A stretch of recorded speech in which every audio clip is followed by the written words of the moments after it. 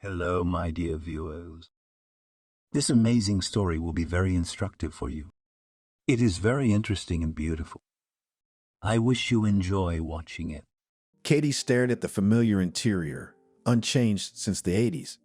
Ariana's house is a time capsule. Here you can make movies about Ariana and perestroika without sets.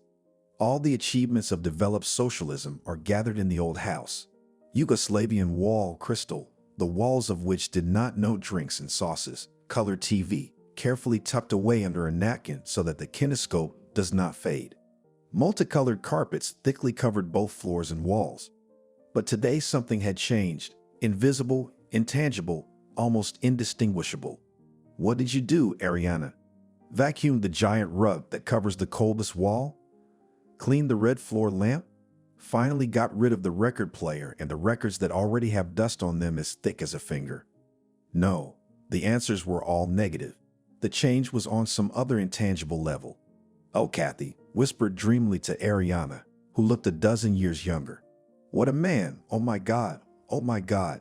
What did he do? She asked with undisguised curiosity. Tell me already. Not a man, but a wizard. Ariana continued. Not a wizard, but a magician. Are you going to tell me or not? Ariana only rolled her eyes dreamily, no specifics. This intrigued Katie even more. The most daring assumptions arose in her old woman's head. Of course, a man from out of town could do anything. But this one didn't seem to have come back from the far north, but from Washington. And Ariana is, God forgive me, not the freshest. Oh my God. Ariana continued to shake her head. Would you like some liqueur? No, of course not. Grandma waved her hand. You know I don't drink. Then the usual ritual of persuasion and persuasion began. That was the custom in this house and between old friends. There were various arguments that hadn't changed in decades. Ariana would convince Katie to have a drink, while the other would argue an object. First of all, Ariana said, a natural product is healthy. All doctors recommend 50 drops a day. Oh, Katie parried. Believe those doctors more. You know that some of them don't cure but poison. Secondly, Ariana continued, ignoring the arguments, alcohol in small quantities allows you to relax, sleep. At our age, it's important and you won't have to take pills. You realize that I have no problem with sleep, answered her old friend. Sometimes I fall asleep so much that I can't get up. I can hardly open my eyes. And thirdly, Ariana smiled, if you don't have a drink with me, I won't tell you what Harvey did last night. Katie wanted to agree as it was, but the new argument added some intrigue to their long-standing ritual. The grandmothers had a complete division of roles and responsibilities. Ariana made wonderful maluka on cherries, currants, gooseberries, strawberries, grape seeds, and other non-obvious fruits. Kathy was a huge tea expert. She had an arsenal of different types of this beverage in her kitchen set. All right, Katie exhaled. One of each. That's it, isn't it? One at a time, Ariana shrugged. She was well aware that their lunches were never limited to the minimum dose. Help me set up. God, what a man, what a man. Katie was burning with curiosity. What had this young man from out of town done to her friend?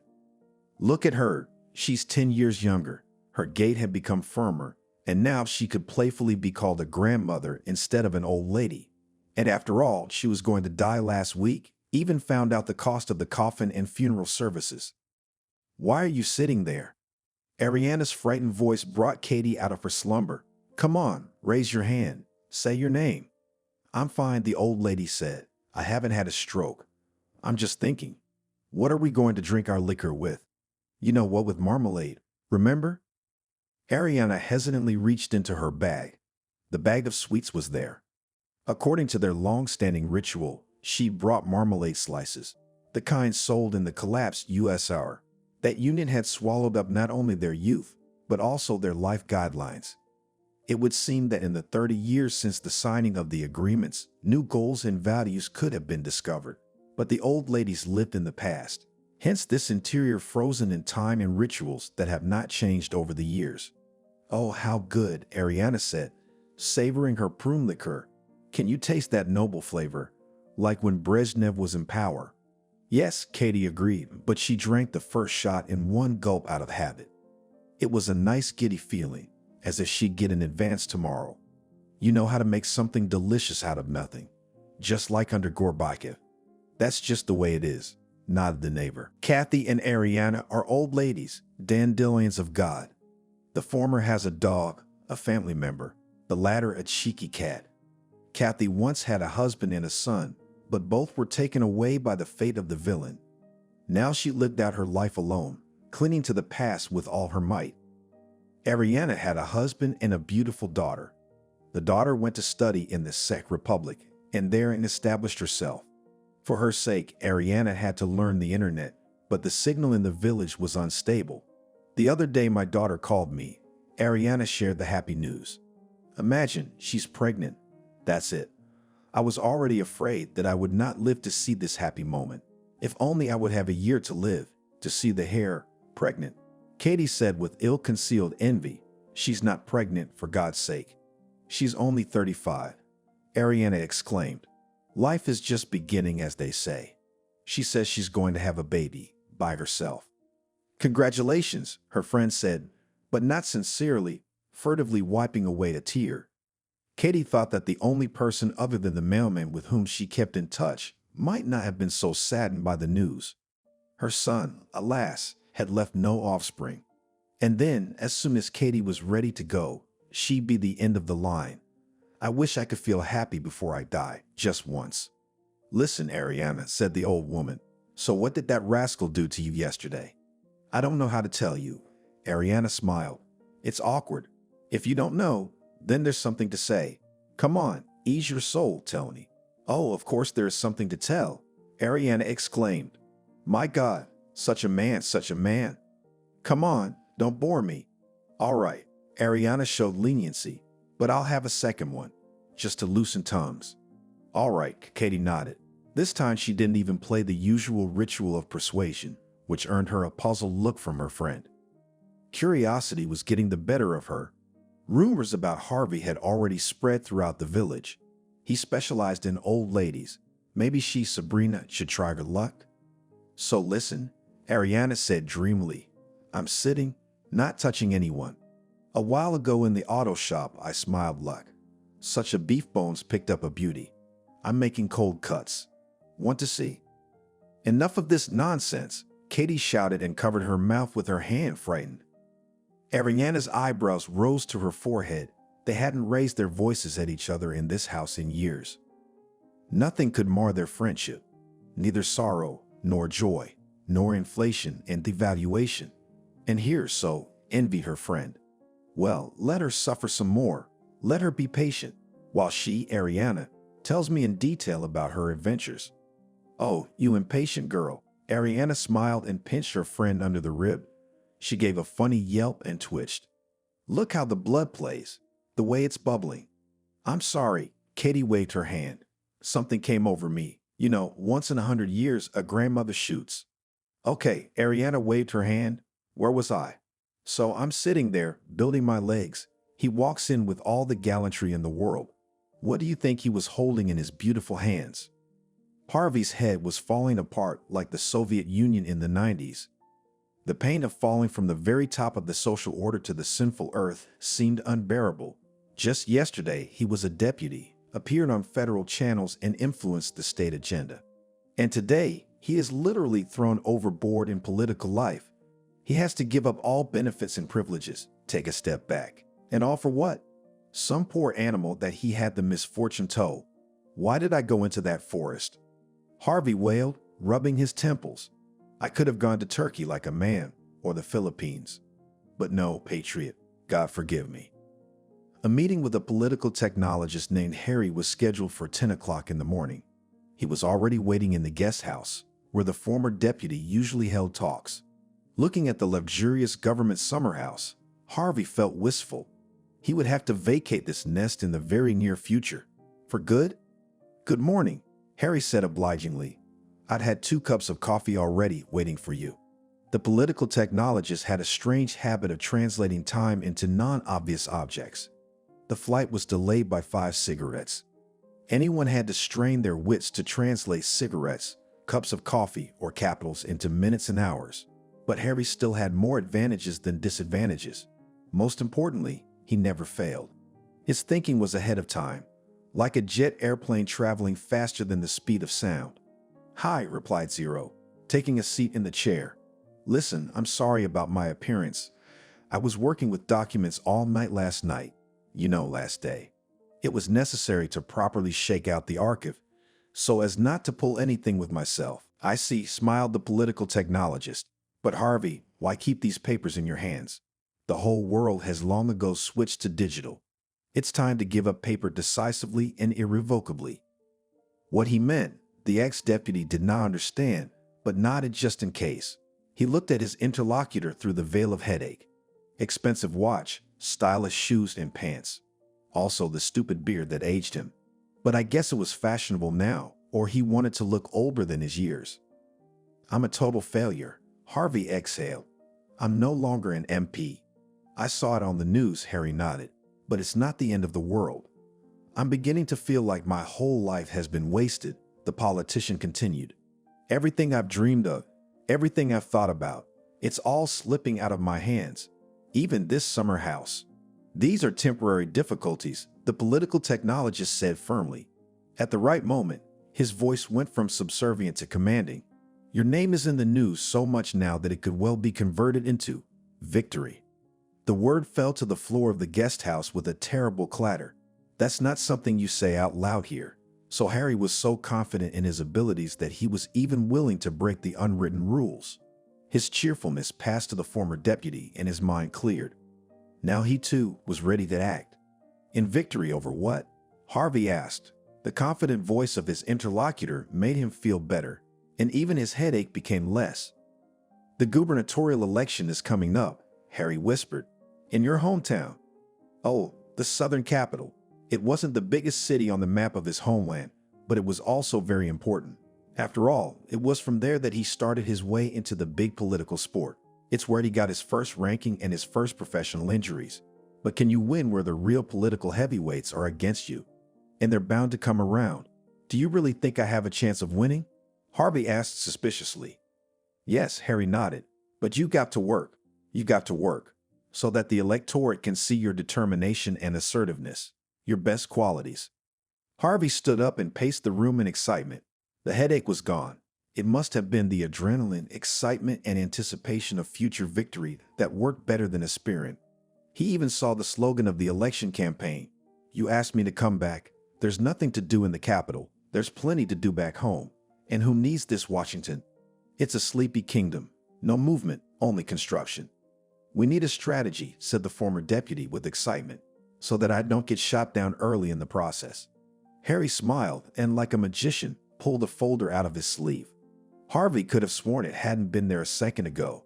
Political technologists were like magicians to him, though, and he preferred not to pry into their inner workings. "The draft strategy was written 2 nights ago," Harry said proudly. "I just called it return on demand." "Fools think alike," Harvey said with surprise. "I beg your pardon," the political strategist clarified. "Nothing. I'm telling you, the idea was literally in the air. It just popped into my head, and who should ask me to come back?" "The simplest people," Harry said firmly. "The simpler the better. You do realize that the United States is not made up of billionaires and influencers." "Nonsense," Harvey waved his hand. "Nobody's gonna listen to them. Simple people are simple. Remember Gokul with his The Overcoat? That's where the little man is described." Harry smiled. Like Harvey, he was well versed in literature. He liked the comparison with Mickey. He had thought of it himself. Small people, however, could do great things if the human mass reached a critical level. "I'm telling you seriously," the political technologist persuaded him. "The electorate has a demand for downshifting among the elites." "Did you just call me a downer?" Harvey was indignant. "By the way, I didn't want to get into this robe deer story at all. Downshifting is about getting back to your roots." "To the roots," explained the political technologist, not paying attention to the interlocutor's remarks. "Simplification. Only in the U.S. it means living for the region, not for the capital." "I still don't understand anything," Harvey exhaled, although the idea came to him. "Explain it with an example, please." "Well, you leave your club apartment, in this case a government dacha. Then, You settle in the simplest housing, for example, in Khrushchevka. You take the subway and communicate with the voter. Immerse yourself not only in his problems, but in life itself. I'm not going to a condo. Harvey recalled with horror the experience of living in such an apartment. Cold walls, leaky windows, perpetually wet pipes. And if there are insects running from the neighbors, you can go crazy. No, if we're going to give up comfort, it's got to be somewhere outside the crowded cities. I suggest downshifting in the countryside. Harry smiled, as if reading his thoughts. We'll launch a campaign for a deputy in exile. They say voluntarily gave up all benefits and privileges, chopping firewood, picking Colorado potato beetles off potatoes.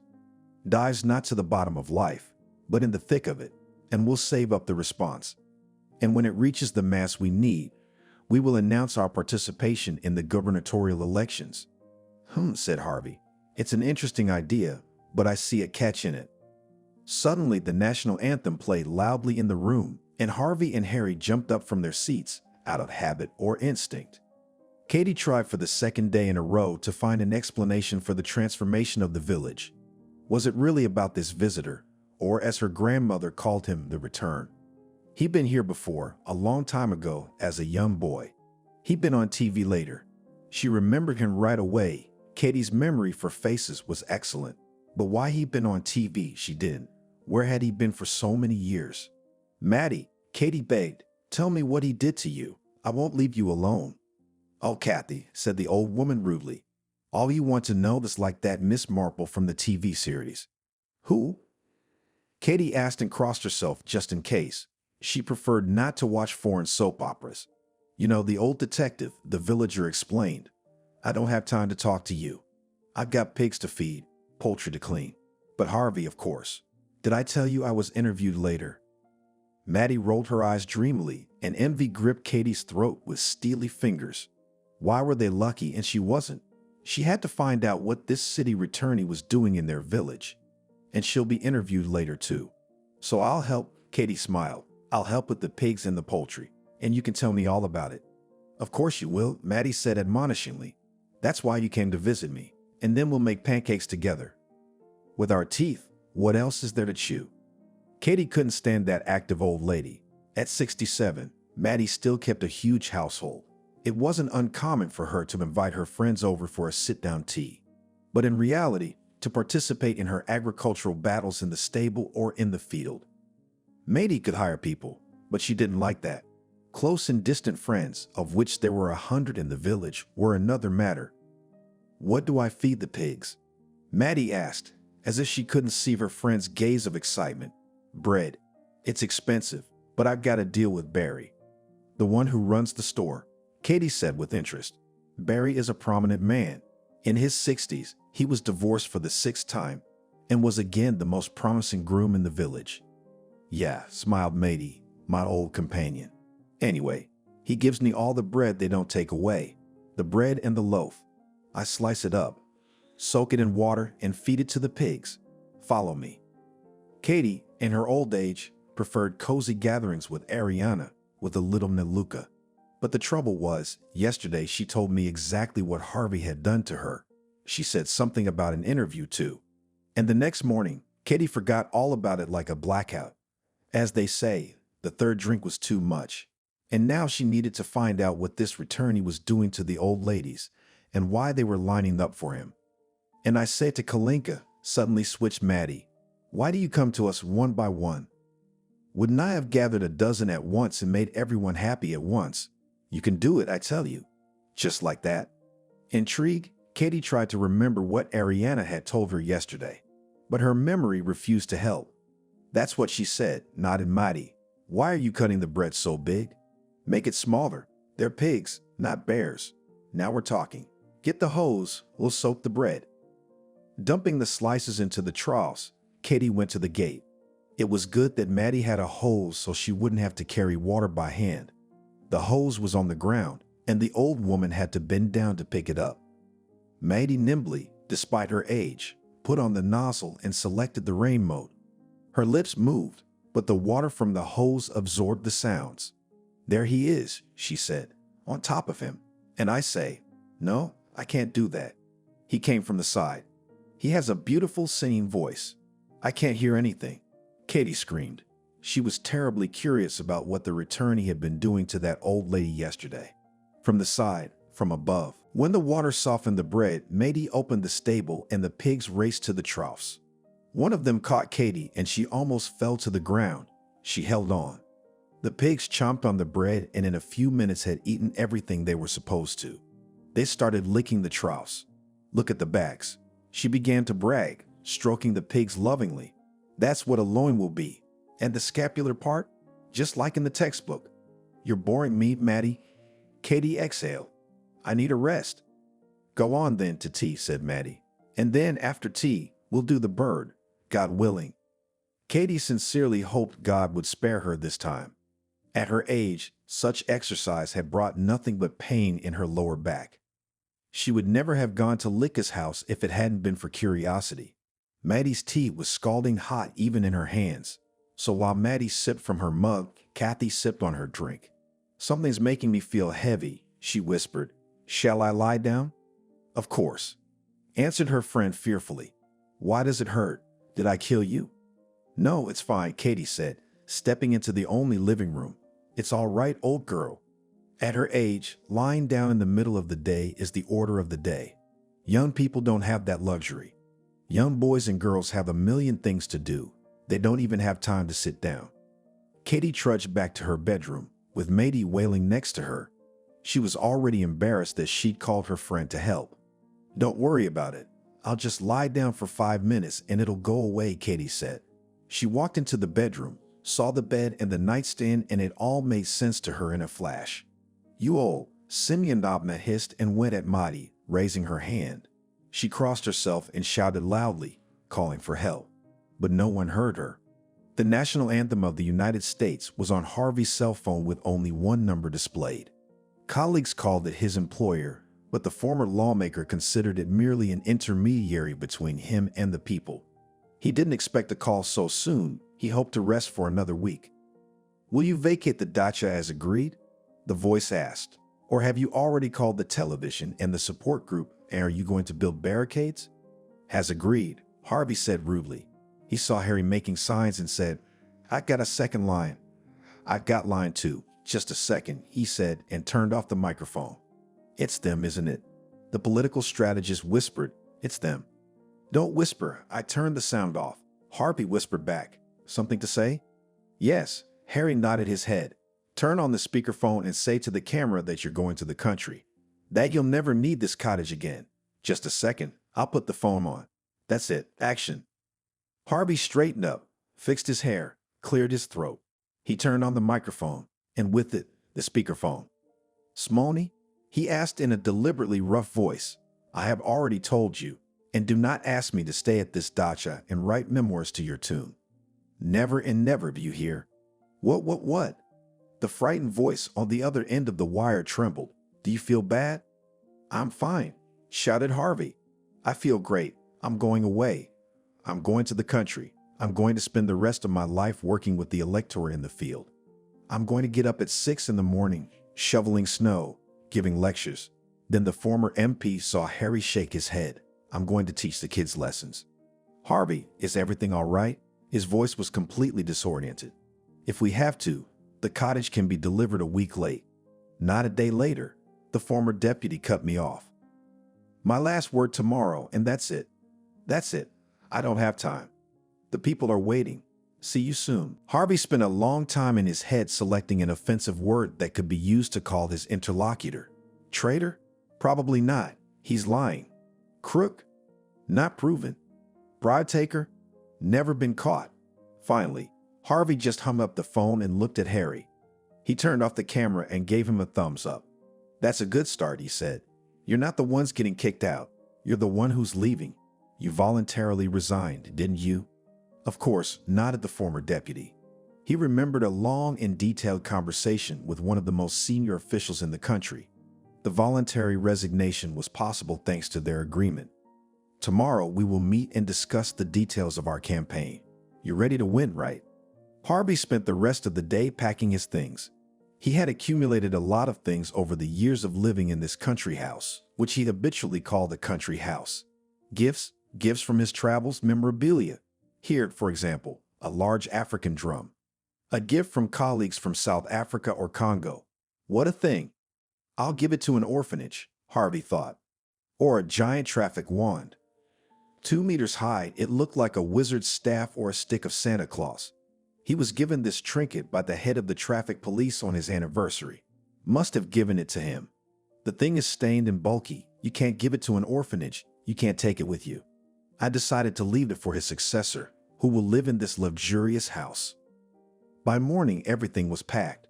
Most of all boxes with things and appliances had to go to 2 homes for children and the elderly. Harvey took relatively little with him, only what would fit in the Neva. Some things he decided to mail to his former colleagues. Let them choke on it anyway. He doesn't need a Parker pen or a mahogany device anymore.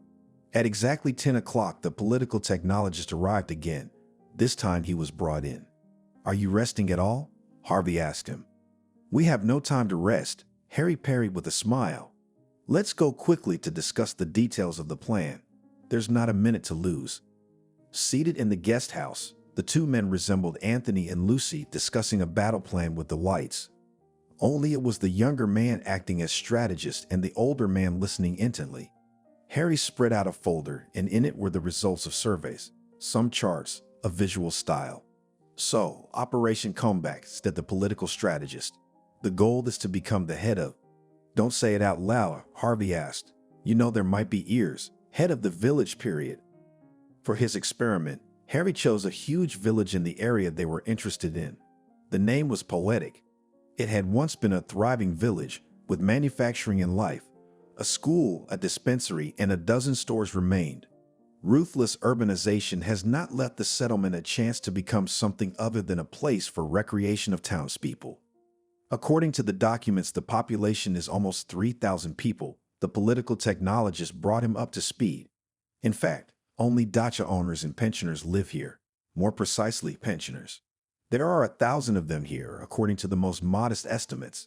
"Wow," Harvey whistled. "What a skewed demographic. What about the men?" "Heart, blood pressure, bad habits," Harry shrugged. "The men are sweating, so you'll be in a fishbowl. The cameraman writes nonstop, writes everything, and then we pick out the right bits. An interviewer follows you around the village. Quiet hour, when the cameras are off from 10 to 6. Just like," thought Harvey, but said nothing aloud. He needs to completely change his demeanor. Not to argue, not to denounce, but to listen more, and never use obscene words. The cameras will remember everything. "If you see a cameraman or an engineer, ignore him," Harry continued. "That means they've come to interview another grandmother, set up equipment or check something. They won't answer your questions, just pretend they don't exist." "Where are you taking me?" thought the former MP, but the excitement had already taken over. "What's our goal?" "The goal is to win over the elderly electorate," replied Harry. "To win their hearts and sympathies. To get them to literally look you in the mouth." "What will I do to attract them?" Harvey asked. "What can I do to help them?" "I have an idea," Harry said, and smiled slyly. "But I don't know if you'll like it." Katie finally came to her senses. She was lying on the couch in her home, like a living organism. At a certain point in its life, it was constantly growing, doubling in size, adding new rooms, bristling with pipes and satellite dishes. Then she was suddenly widowed and left all alone. The growth of the house stopped. Now, of all the rooms, Kathy used only 2, the kitchen, where she met guests, and the bedroom. "This is not a house, but a barracks," she heard a beautiful voice. "Who's there?" the old woman asked, frightened. "We met." A man stood on the threshold of the room. "Have you forgotten?" "No," Katie answered, although the face was completely unfamiliar. She tried to stand upright. "I never forget anything, young man." She was embarrassed by her memory, which was failing her every now and then. Since they had met, she had to reason logically. Who was this man? I'd like to think a doctor, but no. No suitcase, no hurry in his movements, no condescending attitude to patients. Maybe a new district doctor. Unlikely, too old, and you can't see the shape. So it's this. "The only thing, I forgot my patronymic," complained the old woman. "The whole village is talking about you, young man, and I've lost track of your name." "Harvey, He replied with a smile. You can just call me Harvey. I like to be addressed by my first name. Oh no, not at all, Katie objected.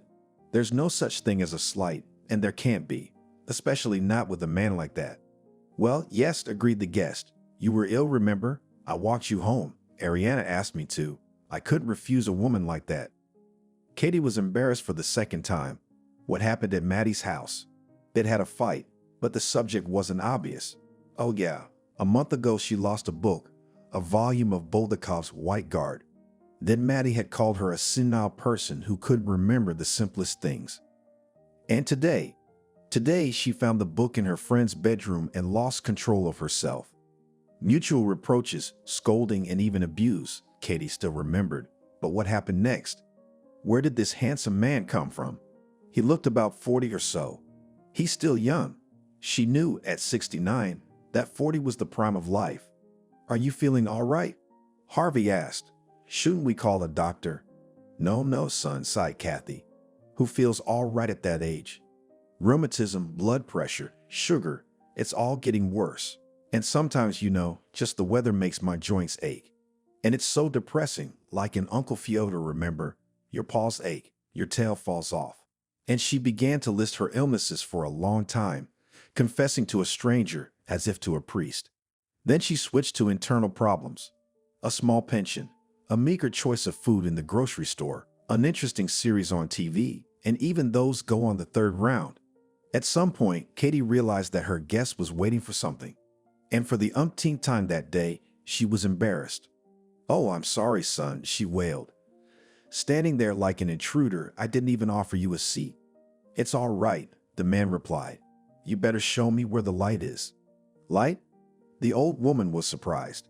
There's light everywhere, thank God. Or do you mean the light bulb? Well, there it is, pull the string.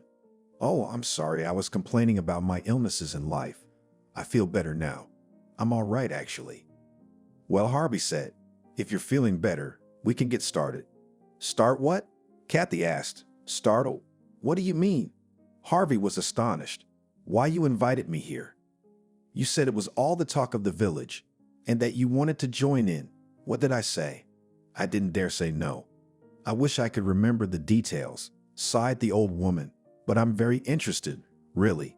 Believe me, for 2 days I almost did not sleep, just thinking about it. And to be interviewed afterwards, yes. Well, said the man, if everyone's talking, we should try it.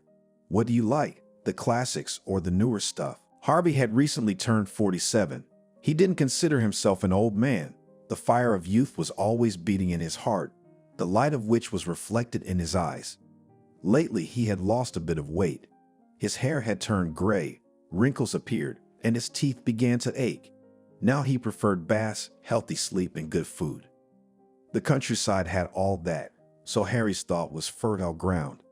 The more Harvey ran the story of his fall through his mind, the more he felt sorry for himself. How did he, an experienced politician, end up in such a stalemate? First, he'd hit a roe deer on the road. Then, obeying some primitive instinct, he cut it up and loaded the best pieces into the car. Out of nowhere, police officers, wildlife inspectors, and reporters showed up. He was good at some things, too. First of all, he was caught doing something inappropriate not in some expensive resort, but in the remote Siberian forest. Secondly, he was driving not an expensive foreign car, but a budget off-road vehicle Niva. In the third place, he did not deny anything and did not refuse to confess guilt, which later allowed him to avoid criminal responsibility. Kayana is the village of my youth, he told the political technologist when they were driving on bumpy roads to the goal. That's where my professional life began. After a brilliant defense of my diploma work, I was sent to work in the village on assignment. Oh, how I resented it. I dreamed of diplomatic work, traveling, and they told me so sharply, lawyers are needed in the countryside too. I know, Harry smiled. Before I prepared the campaign, I studied your biography very carefully. Oh, it doesn't say everything, said Harvey. I like Kiana. I still don't know why farm businesses need lawyers, though. They put me behind the wheel of a dump truck a week later. That's what they wrote on my employment history, part-time driver. I read about that, nodded the political technologist, and about your fateful interview in '95. I know all about it, Harvey. That very speech was broadcast on all federal channels. The governor, his entourage, the big boys, the press. They happened to run into Harvey, who was trying to change a shock absorber on his dump truck. From the very beginning of the interview, the journalist heard something very different from what he expected, but he was satisfied with the result. Do you remember how I slashed at you back then? Harvey asked. They said that the country had collapsed. Now it's different. Now the country is reviving. The political technologist remained meaningfully silent, and the former deputy recalled his emotional speech. How he denounced the Democrats and their entourage for not being able to curb prices or send a normal shock absorber. How he put the big boss in his place, almost a celestial. Who are you so verbose? The governor asked then, pressing his lips together unhappily. Lawyer driver? Me. Harvey replied menacingly. I'm a lawyer, and if necessary, I'm a driver, and if my country needs me, I'm a mechanic, and a mechanic. And no one can stop me, not a single corrupt man. This contemptuous, who will you be, cost the governor his post. He just wasn't voted in anymore. Harvey, on the other hand, went up. He got a job in the diplomatic service, then he was elected to parliament. After some more time, he got acquainted with political technologists and began to work with them in order to exclude the element of surprise from his political life. And it, as they say, took place. While we're driving, let's go over the important points, Harry said. No alcohol, no tobacco. In the picture, only healthy lifestyle, proper nutrition, help. I got it. Harvey waved his hand. I'm done. It's just been a long time since I've had an excuse. And don't forget, we are interested in old ladies, continued the political technologist. They're the first ones we need to win over, at any cost. They will be interviewed. Grandmothers love it. Well, you are like a parrot, by God, grinned the former deputy. You repeat the same thing to me 100 times. Do you think I have no memory? It's just that, you see, the target audience is not easy, said Harry. We know it's hard to talk to old people. Hard and not always pleasant. That depends. The truth is, Harvey really liked grandmothers. It all came from his childhood. He was a late child, born when his mom was well into her 40s. There were hardly ever any young girls or boys in their house, but there were plenty of women of balsamic age. The house Harry had chosen was a solid 4 on a 5-point scale. It had everything he needed for life, a gas stove, a toilet, and a good bed. But for some reason the shower room was outside. But there was an excellent sauna, without which Harvey could not imagine life. What could be better than a steam that could penetrate to the bones? Harry's plan, of course, was a bit adventurous, but in this sort of thing, it was a win or lose situation. Either he'd really be reborn in this village, or his political career would be lost forever. Harvey just needed to be himself, but a better version of himself. He crossed himself and walked into the house, breathing in the smell of the backwoods. Even a village as large as Kayana was full of rumors. They spread much faster than news on the telegram feeds. And at the level of exclusivity, they could well do honor to the most informed sources. That morning, Lydia had to feed the animals twice as fast as usual. The way to the house of an old acquaintance was about 1 kilometer, and there was no time to lose. As always, the gate and the gates were securely locked. I come in peace, she shouted with laughter.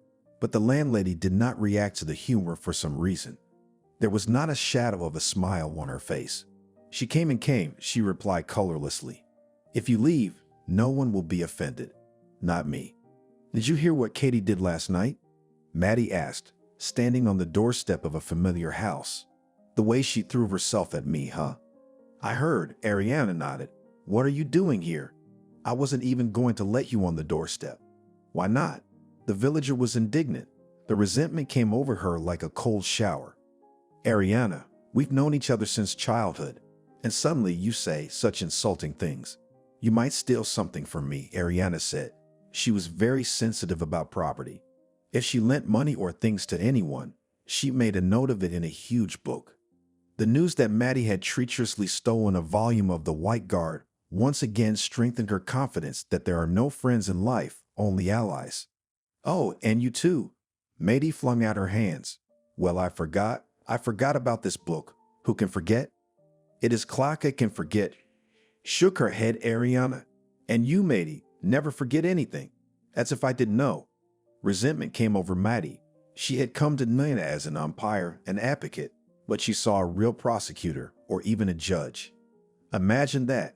Surely she should be the one to accuse and judge, not Ariana, since that was her fate. But now Maddie couldn't help her dislike for this woman who had so unfairly wronged and humiliated her. Come on, Ariana, let's make up, the old woman suggested. At our age, it's too late to quarrel. Soon we'll have to justify ourselves to God anyway.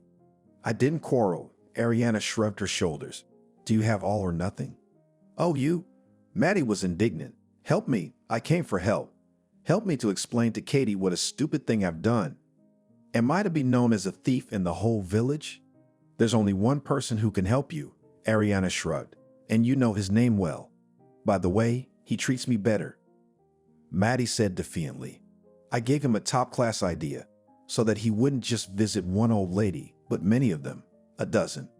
Oh, you bore me, old woman, said Ariana, turning and strolling back into the lot. She heard her former friend shouting and turned around against her will. A car was speeding down the country road too fast for their area. It had flashing beacons on the cab. There could be no mistake, and it was heading toward the house Harvey rented. Follow him? Maddie shouted with fear. Look, they're after him. What are you standing there for, old girl? Ariana exclaimed. We got to act now, do you hear me? Now? Billy's office could be characterized in a few words, modest but tasteful. Lack of finances always had to be disguised. Of course, being chairman of the Kayana village government wasn't his dream. But he's only 40 years old. They'll notice him, they'll praise him. They will take him to work first in the Moscow region and then in the capital. It is only necessary to wait for his hour. Things were going well. There were fewer and fewer justified appeals every year, and the flow of complaints was getting weaker. Not that the old ladies were happy with Billy. It was just that they'd already noticed that looking to the village government for help wasn't a good idea.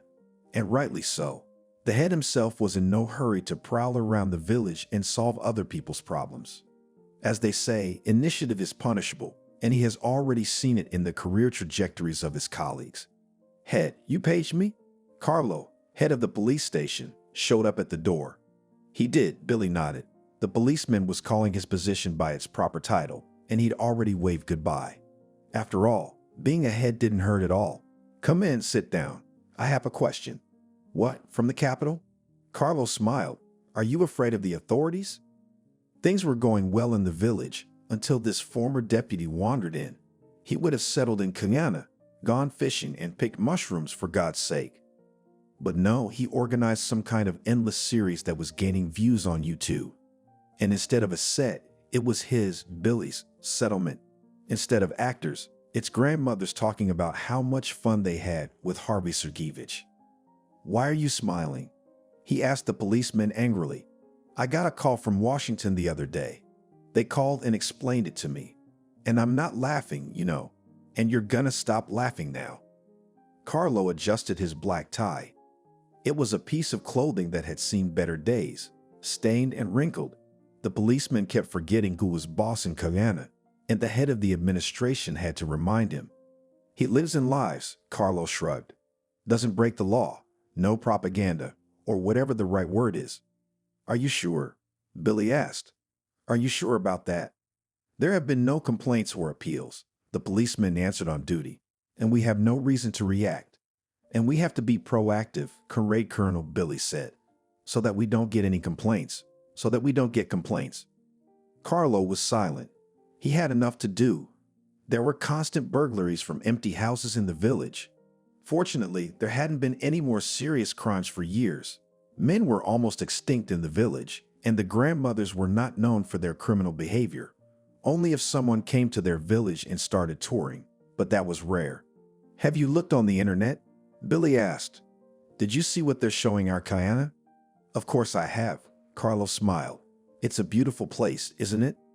Then tell me something, continued the head of the settlement, not noticing the remark. How did they set up all this activity under your nose? Carlo once again adjusted his shabby tie. He didn't like the tone of the conversation. And who was he to pry into business? Who knows what they're up to? Head, I repeat, these immigrants do not break the law. Filming themselves quietly, said the policeman. It's an amateur movie, but it'll do. And in the lead role is not just anyone there, but a big man, an MP. I'm only 3 years away from retirement, you know. I don't want to be promoted to inspector again. Former deputy, the chairman corrected him. And you know who can demote you. An ex-deputy helps women, Carlo continued. What's criminal about it? The men were silent. The head of the administration began to doubt. Really, what can we charge this gastroller? He's obviously here for a purpose. But what purpose? And is it acceptable to act rudely, to break into his house, to ask questions? Perhaps he would have waited a little longer, as he usually did. But those who give orders are hardly patient. What's he doing with those broads? Billy asked grudgingly. Why'd they come out so happy? Agents reported, Carlos said conspiratorially. He's a very interesting guy. Can you imagine? He's got his mouth on them. But the policeman was prevented from finishing by a phone call. Billy looked at the numbers, but immediately put a smile on his face, as if it were a medical mask that had almost grown on his body during the pandemic. Jack's at the machine listening. He said, Work in progress. Yes, that's right. Yeah, we got it. No, we're not going to sit back. Yes, we are. Looking at the viewing statistics, Harry rubbed his hands together. He belonged to the new wave of political technologists and therefore did not recognize authorities and rules. Strictly speaking, a plan for a new election campaign had long ago matured in his head. The main idea was not to understand the team's plan until the last minute. Then the idea would not be detected by the competitors, and they would not be able to bypass or sink the main figure. You don't have to play by the rules, you have to make them up, Harry said, sipping a hookah. You don't break rules, you make new ones. No one likes a loser, but winners are easy and pleasant to talk to. All he needed was a good man in a bad situation. Like a lawmaker who lost his mandate over something stupid. Harvey was perfect for that role. The Roe Deer hit-and-run story was a huge scandal. Harvey had to part with a decent amount of money, compensating for the damage to nature, and also make a donation to the fund for the protection of wildlife. But even that didn't save him. Seeing him in despair, Harry realized it is necessary to act. And now YouTube enriched with a strange series in which the politician lived the most ordinary life imaginable. The first old lady herself fell into Harvey's net, saw the newcomers and came to get acquainted here the ex-deputy and showed his skill. The fame went around the village, and the grandmothers lined up to join the beautiful. The main intrigue is what he does with old ladies. Why in a matter of days they began to queue up to invite Harvey to visit them. Harry was editing the 5th installment. The pace of work was fantastic. After the successful projects of previous years, he had some capital and room for experimentation. He had already had to turn down 2 tempting offers to continue working with the return. There's more to come. Dear friends, said the announcer with a pleasant voice, whom Harry had engaged to read the voiceover. It's been a week since our ex-deputy descended from the Moscow heavens to the southern land. He has an ambitious task, to get into every house, to hear and understand every resident. Harry wrinkled his nose. No, it didn't cling. It's too sweet, like watching television. You can't get views with that kind of text. You need intrigue. You need life itself. You need bitterness and spice. What to put into the mouth of the announcer? The political technologist began to think. Perhaps we need to add expression. Add life. He wrote another message, and in half an hour the announcer sent a new recording. The pitch was different, aggressive, and a bit scandalous. Why did the former deputy give up a well-fed life for Uion? Why are local grandmothers lining up to be alone with him? It's simple. He wants to see real life without gloss and falseness. Can he not only find himself on the southern soil 20 years later, but also help the most defenseless citizens of the U.S. pensioners, giving them a little happiness? Harry rubbed his temples. Well, that's much better. You have to walk a very fine line. On the one hand, to collect a lot of views, and on the other hand, to attract the viewer. At a time when everyone was turning their backs on the ex-deputy, Harry offered his help, and he did not fail. In the future, when they win, Harvey will not forget this kindness, and this political technologist was convinced. But now it is necessary to act without regard to personal time. Since Harry worked without a budget, he could not hire a large team. only those who were willing to work almost for free. What does he do with grandmothers? Harry was writing a synopsis for a new series. We read dozens of different versions, up to the most mystical and fantastical. The answer is simple: he makes them happy. Find out more in the new series right now. Subscribe, like, and click the bell. The cameras had to be monitored by myself. It's not a dusty job. You had to look at the picture, noting any unusual moments. Now Harry looked lazily at the monitors. No way. It seemed that a new storyline had emerged in their series about the deputy's exile. Could it be? What's that car parked outside the house? Suddenly, the political technologist's eyebrows rose to his forehead. Is it really the blinkers on the roof? The main thing is not to tear out the cameras or the whole project would be a waste. At first, Harry wanted to call Harvey and warn him about the guests. But then he changed his mind. It's more interesting that way. It's more lively. Living in the fresh air in the pocket of nature gives an unprecedented boost of energy. In just 3 hours, Harvey coped with a decent number of things. Chopped wood, swept the yard, washed the floors in the house, cooked breakfast. Now he heated the bathhouse and waited for the stove to heat up. "Oh, it's good here," the man said. "It's so good that one could die." It was May, but it could get hot in the mornings. However, Harvey liked baths even in the heat. The main thing after the steam was to dive somewhere into a cold font, or at least pour a bucket of ice water on himself. Harry didn't install a camera in the steam room or the shower room, but the former deputy still felt uncomfortable. What if there was a lens hidden somewhere? Maybe he wants to increase the views in this way. Almost every night a technician came by and rearranged the cameras. Harvey tried to say hello to him, but he didn't say anything back. Suddenly, the former deputy heard the sound of a motor. The neighboring houses were empty. Maybe the cottagers came, or an interviewer to work with another grandmother. This man was also funny. From afar waved at Harvey, but never came close. To get acquainted with the neighbors or what? The former deputy said aloud. The bathhouse had not yet warmed up enough to invite to the first steam. Harvey went out to the lot and was stunned. Right in front of the house stood a whole delegation. A man in a jacket, obviously a representative of the local government. On the right, a policeman in a crumpled tunic, filling out some papers. And on the left, quite unexpectedly, a doctor. It was clear from the white coat worn by the frowning man. "Well, hello," said the man in the jacket. By the badge with the emblem of the settlement, Harvey assumed that this is the local chairman. "Long time no see, as they say." "Never seen each other at all," objected the former deputy. "And it would be better not to see each other, by the looks of it." "Well, in '98 you didn't hire me," smiled the official. "Let me remind you or introduce myself. Billy Jack.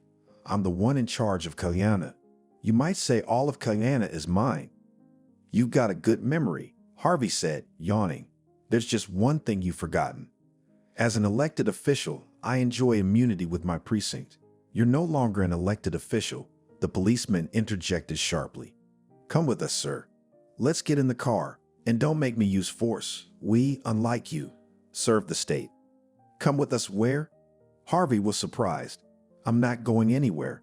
I haven't done anything." "For compulsory examination," said the frowning doctor. Jack signed the order. "You're to undergo a physical examination." The ex-deputy was about to protest, but suddenly he heard Harry's voice in his head. "Don't argue. Go on. Just don't forget your camera." A plot twist like this will be good for his ratings. Just don't get stuck in the hospital or anywhere else. "Okay, I'll just get my papers," Harvey shouted, turned around and disappeared inside the house. The policeman rushed after him, but the former deputy moved a little faster. Harvey grabbed the folder that lay in the hallway and turned around, ready to hold his defense. Hidden inside was a camera connected to Harry's network.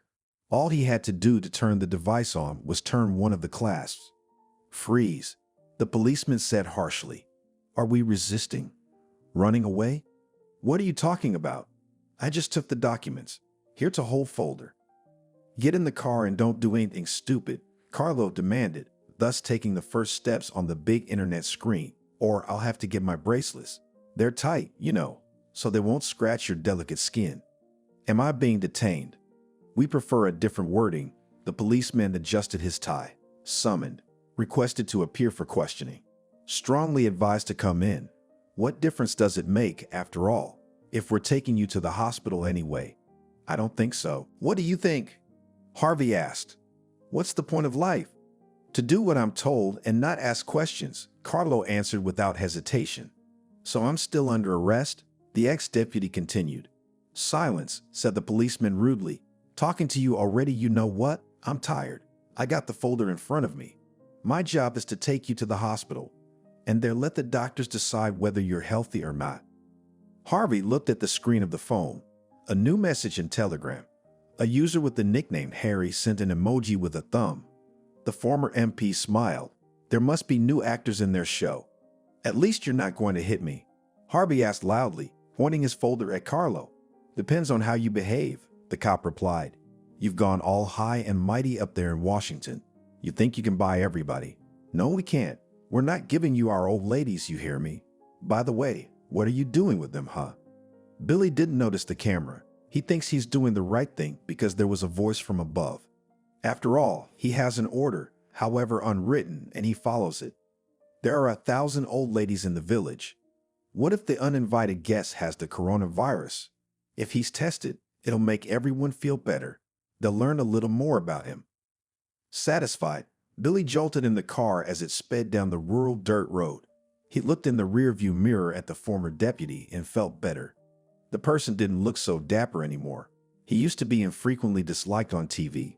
Only after the story with the robed deer did he appear on the screens again, but he was hardly happy about it. How do you like our village? Billy asked with a smile. Wonderful, Harvey replied. Beautiful, clean. And the old ladies are a sight to behold. You'll have to talk to the specialists about that. The chairman of the local government nodded toward the doctor. Looking at your unhealthy tendencies, we immediately decided to involve medicine. What, may I ask, is unhealthy? Harvey was surprised. Well, I love old ladies, I love. Besides, you were talking about the coronavirus. The policeman groaned and began to wonder if such bold statements were not forbidden by law. Billy blushed thickly. Old ladies could not leave him indifferent either. But unlike his antagonist, he would never admit it. Only the doctor in the white coat remained indifferent. He was staring out the window, not reacting to Harvey's words. The road to the outpatient clinic had been thoroughly graveled recently, so there weren't many potholes. After all, it was one of the most popular destinations in Guyana. For residents who walk or ride bicycles, a large curb was provided. However, it was not separated from the road in any way, and cars could drive on it if they wanted to. Sign here, Carlo demanded, holding out a form. What's this? Harvey asked. It's an executed arrest warrant. Okay. The outpatient clinic must have been recently renovated. The building had been insulated and painted with decorative plaster, and the inside looked pretty decent too. As soon as Harvey was ushered into the office, the head of the settlement and the policeman vanished. The doctor gestured to a chair. Sit down. Let me introduce myself, he said. My name is Tony. You know my name, the politician replied. What, may I ask, is this play? We are forced laborers, the doctor said instead of answering and shrugged his shoulders. We'll take a swab, he said. But no one will forbid us to treat the patient well. By the way, we'll have to turn off the daddy. What do you mean? Harvey was surprised. What do you mean, turn off the daddy? You have a camera there, the doctor explained. I noticed it in the car. I don't need the attention. You'll be swabbed for coronavirus and you can go. But I was thinking. About what? The ex-parliamentarian asked. That you would have tea with me with jam, the man said shyly. It's not every day that outstanding people come to our village. I've read your articles. Very cleverly written, on the point. And what do you want to talk about? About the present, the doctor replied. The past and the future. I'm here, believe it or not, like a fly behind glass. I keep hitting and hitting, but I can't get out. You can have tea, Harvey nodded. The doctor's attention to his political career flattered him, but no alcohol. I don't drink. Are you sure? The doctor asked. He opened the cabinet shelf, and behind it, like a battalion of soldiers, lined up a row of colorful bottles of liquor. Or will you choose something? Tea and that's it, Harvey said. There's a lot of noise in the studio. The audience was invited, not some masses for $500 a person. but a solid audience that goes only where it is really interesting. For the first time in a long time, the administrators even had the opportunity to choose guests rather than persuade any. Everyone wanted to get on the program, understandably why. The host was wiggling, rolling his eyes, talking to the staff. He was warming up. He'd spent all night watching a new show and was impressed. But then the buzzer sounded and the live show began. The presenter's face changed so rapidly, as if he had put on a mask. His movements became fast, calibrated, and precise.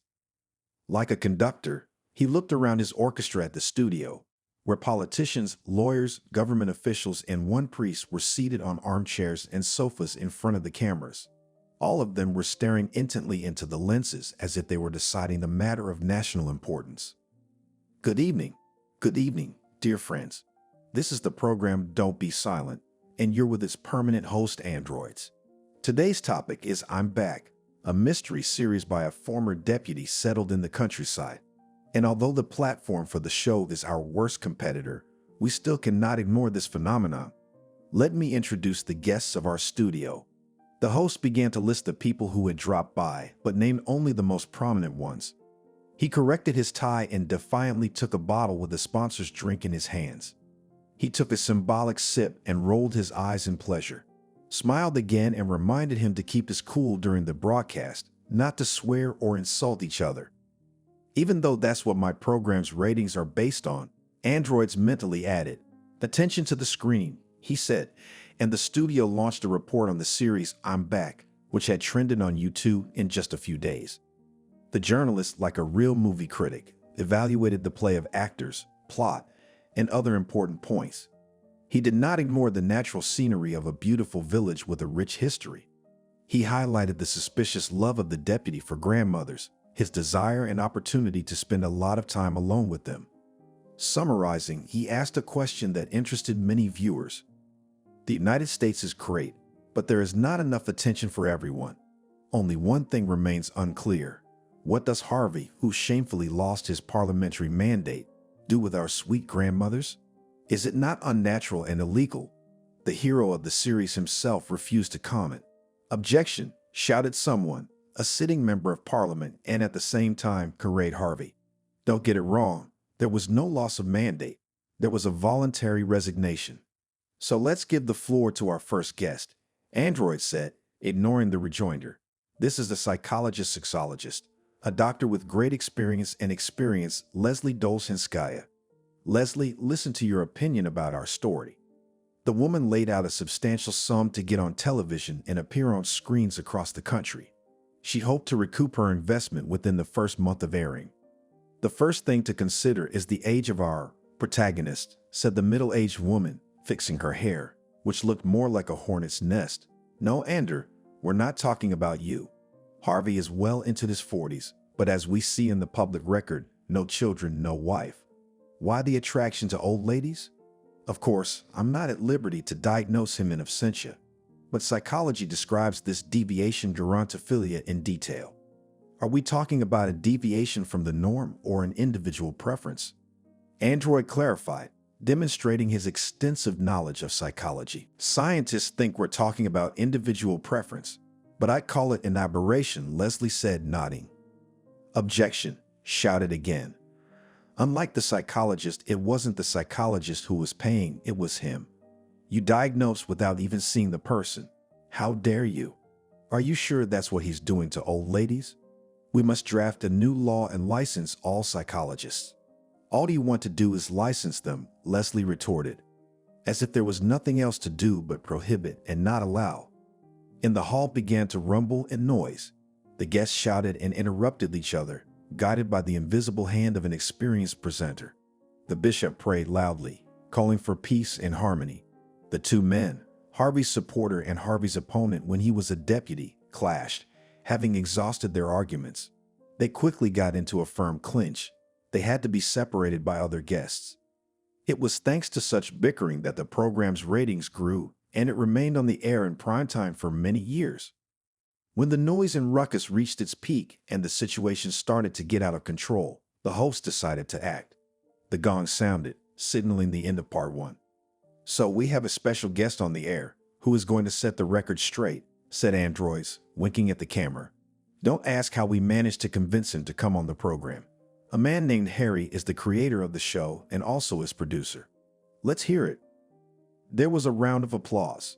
For the broadcast, the political technologist got rid of his beard and made a stylish hairdo. He wore an expensive suit and solid-rimmed glasses. The man walked past the guests with a winning gait, greeted the presenters by the hand, and sat down on a chair. Thanks for having me on, he said. I love your show. Thank you. So Harry, are you ready to tell us what the main character, your personal friend and associate, is doing in the village? And most importantly, what does he do alone with his grandmothers? Before we answer that question, Harry said, I'd like each person in this studio to listen to themselves. We've long noticed that the attitude toward the elderly in the U.S. is condescending, at best, and yet they are almost a quarter of the population. And yet, androids cut him off. You don't watch his show but think about global issues. What's going on? With the grandmothers? I'm ready to demonstrate the video, Harry replied. I'm sure it will make most of the guests in this studio ashamed. We're ready. Androids made a decision for everyone. He would deal with the shame and get over it somehow. But what about curiosity? How great it is to socialize with new people without alcohol. The wonderful conversation with the doctor left no headache. They drank 2 cups of tea each and parted satisfied. But as soon as Harvey crossed the threshold of his house, the phone rang. Harvey, he heard a familiar voice in the receiver. It was Ariana. Have you been released yet? Yes, answered the former deputy. What's more, I wasn't even detained. Listen, son, said Ariana. My grandmothers and I have been talking. It's bad that you live like this alone. Such a precious man and alone. It's not good. It's not Christian. I don't worry. The former deputy answered. I'm fine alone, Ariana. No, Mel, the grandmother began to argue. There is a good woman in our village. What kind of woman? A girl, if you think about it. Young, just starting to live. What is this? Harvey thought with horror. A provocation? A setup? Has the competition already infiltrated here? And how to behave in such a delicate situation? Thank you, Harvey replied. But I must decline this tempting offer. We've already sent her. Ariana said. It's her day off today. She's working on our farm as a driver. A driver? The former deputy asked again. Yes, but it's just a downtime, shouted the grandmother. The car broke down. There's no one to fix it. She will not lie under it, really. He wanted to say that it wasn't a woman's profession, but he kept silent. After all, it's not from a good life that people do things that are hard and even harmful to them. Imagination painted a fragile girl who bravely climbs into a huge ZIL or GAZ and tries to revive it, but without success. Yeah, Ariana replied. Don't kick her out, Harvey. Just take her for a walk around the village. See if she's here yet or not. Harvey looked out of the window. A tall woman, bloody and milky, stood at the gate, shyly shuffling from foot to foot. From the back, it was impossible to make out her age. Certainly not his target audience. But why not take a walk? After all, he had plenty of free time in the village. Harvey decided to call Harry to ask for advice, but the political technologist didn't pick up the phone. All right, thought the former MP. We can go for a walk. The main thing is not to drink tea, or I can't look at him anymore. The woman looked at him with interest. She was smiling with the ingenuous smile that ladies try on themselves to pretend to be simpletons. Harvey decided to be polite too. Hello, he said. Are you expecting me? Oh, good afternoon, she said. My name's Cindy. What are these, chickens? This one's okay, but the other one's lame. I better use it for soup. You like soup? They spent the rest of the day walking around the village, eating ice cream, watching the sunset. Cindy's house, as it turned out, was only about 200 feet away in a straight line. It had been a long time since Harvey had socialized with an ordinary woman.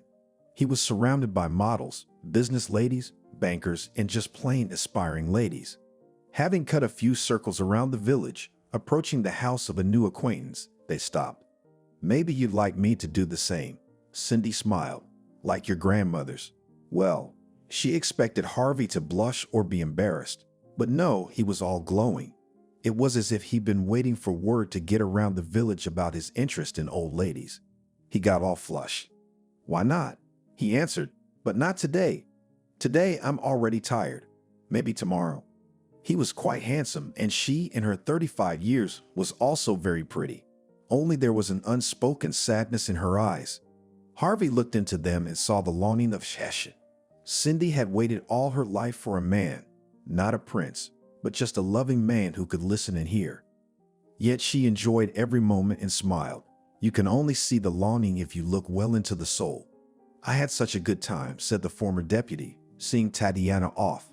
"We had an interesting conversation. So maybe we'll visit." The woman asked hopefully, "Will you come in?" Harvey felt homesick. It was not only her youth, beauty, and charm. After all, he was not here to rest or even kill time. Harvey was working, and his political technician was realizing an ambitious experiment. He's 47 years old after all. There's hardly any time to swing. "Not this time," he sighed. "Maybe next time." "Suit yourself," Cindy replied with a smile. Harvey knew right away that the woman wasn't offended. She was the kind of person who knew how to be happy. There was nothing special about it, but that was what was attractive about her. This woman was easy to talk to. He didn't notice how the day flew by. Saying goodbye, she said, "Come and see me again." 2 weeks in the village helped the politician to completely reboot. Or was it the complete abstinence from alcohol? Now he woke up at dawn, chopped wood, went for walks, enjoyed life. Things were getting farther and farther away. It was hard to make himself hustle. After all, what was the point of life inside the race if it was no longer enjoyable? To distract himself from such thoughts, the former MP decided to talk to someone who continues to hustle and conquer the top. "How is the process going?" asked Harvey, contacting Harry on Telegram. "It's going briskly," the political strategist replied. "We have hit, as they say, from all guns. I won't list them. Did the old ladies tire you?" "Well, so." Actually, Harvey was embarrassed to admit that he really liked grandmothers.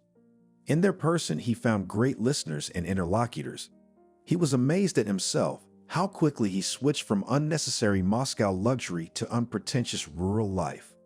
"Look, Harvey," Harry said, "when you go to chop wood in the morning, make a roar as if you were fighting a mammoth. And more life, more life." "What, not enough views?" the former deputy asked incredulously. "We need more viral videos. Chop political technologist. Soon you'll have walkers coming to you. They will look for a bunker under the old house, servants. It is necessary that they all sign there in their own worthlessness." "All right, I don't have time for this. I've got chickens to feed." One of the old ladies gave him 2 hens so Harvey could eat fresh eggs every morning. Actually, it was a lot of work with those birds. Now the morning began not only with chopping wood, but also with grain. Yesterday, he had bought a kilogram of wheat and corn flakes at the village store. The seller assured him that it would be enough for a week. "Chicky, chicky, chicky," Harvey said, calling his hens. One he named Ryaba and the other Chickadee. His back was aching, as if it needed an honorable rest. After all, Harvey had been too zealous in cutting wood yesterday. After all, he wasn't 20 years old anymore. He had to be careful. If he'd been in Washington at his summer house, he could have called a doctor. He would have examined, massaged, relieved the pain. But here in Cajun, he had to do it on his own.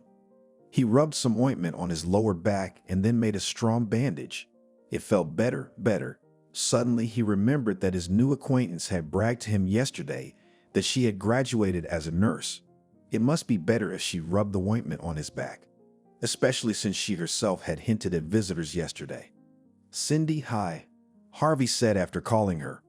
"Are you at work or on vacation?" "Day off," the girl answered. "Why?" "My back is killing me. Can you give me a hand?" As Harvey was going to Cindy's house and his aching lower back, he searched for a suitable gift. After all, it's awkward to visit a woman without a present. Finally, he found an Indian mirror among the memorabilia, a gift from a colleague in Asia. "It's beautiful." "Cindy, good afternoon," said the deputy, crossing the threshold. "Do you know that tomorrow I'll be seeing 10 old ladies at once?"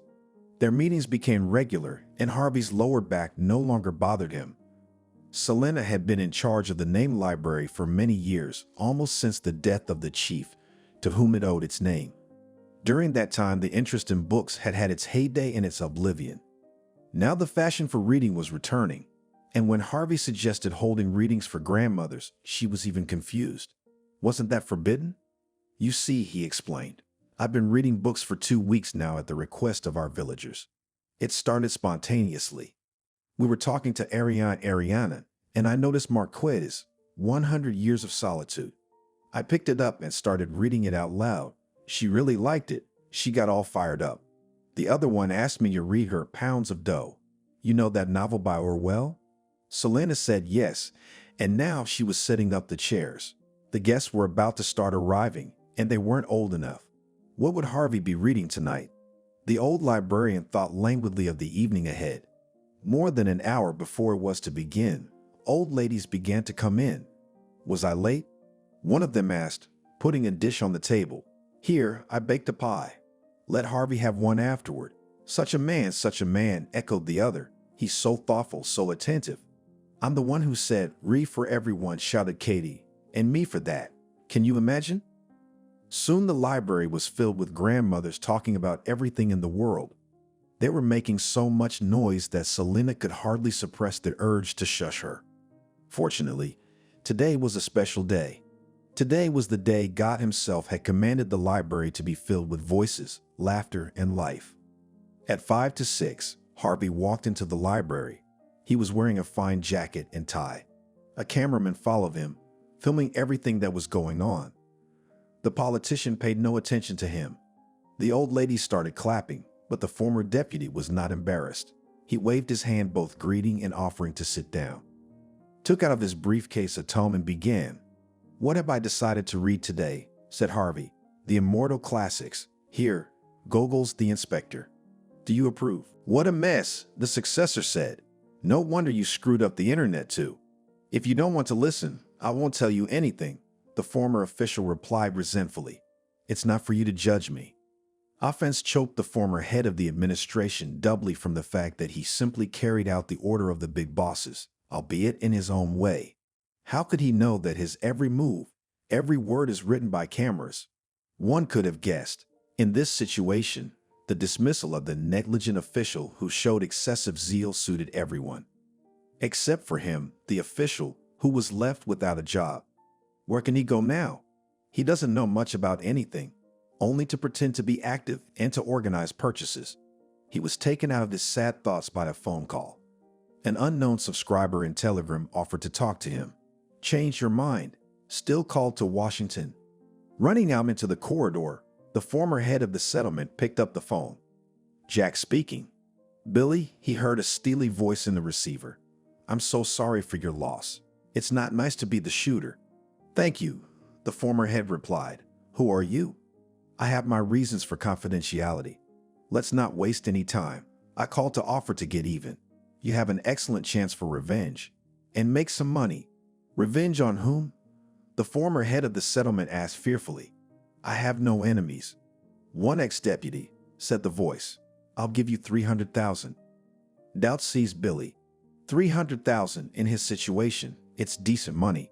But what if he had to do something illegal? Or he might get another shot at fame, but not the fame he dreamed of. I don't know, he admitted. After what happened to me, I'm down. Depends on what you're waiting for. We're waiting for a picture, the voice replied. A picture that will show our hero from the other side. You can keep the camera as a souvenir. Billy brightened. He knew exactly where Harvey spent his evenings, Carlo had told him. I've got an idea, Billy said. But I'm so afraid. Don't be afraid, said a voice. Wait for the courier. He'll arrive in a couple hours and give you a package. I hope for a fruitful cooperation. Billy went into his former office and found his successor rehearsing how he was going to scold his subordinates. And I said that you don't know the manual, he shouted to his imaginary victim and immediately became embarrassed when he looked at his predecessor. Ouch. Don't be shy, said Billy. The main thing is that no one filmed it and put it on the internet, or at least not on a popular channel. His head was pounding again, though Harvey hadn't touched a bottle of liquor in a long time. He woke up to a vibration. His phone, left to charge overnight, was going crazy. Missed calls were everywhere, in Viber, Telegram, WhatsApp. Now the political technologist was trying to reach him on a regular connection. Harvey took the call. What have you done? shouted into the phone Harry instead of greeting. What is this love line in our flawless series? There was real pain in his voice. The former deputy remembered yesterday, or rather the night before, how he'd come to Cindy's house for no reason, no purpose. How they hugged, and suddenly a flash cut through the darkness. I should have known it was more than that. I should have called Harry right away. Yesterday was a big day, Harvey said. Did you see the incredible number of old ladies I worked with? Do you think they'd appreciate a night out? Harry asked. All of it, all of their hard-earned money. Is it impossible to love politics? The former deputy asked defiantly. I've fallen in love. What now?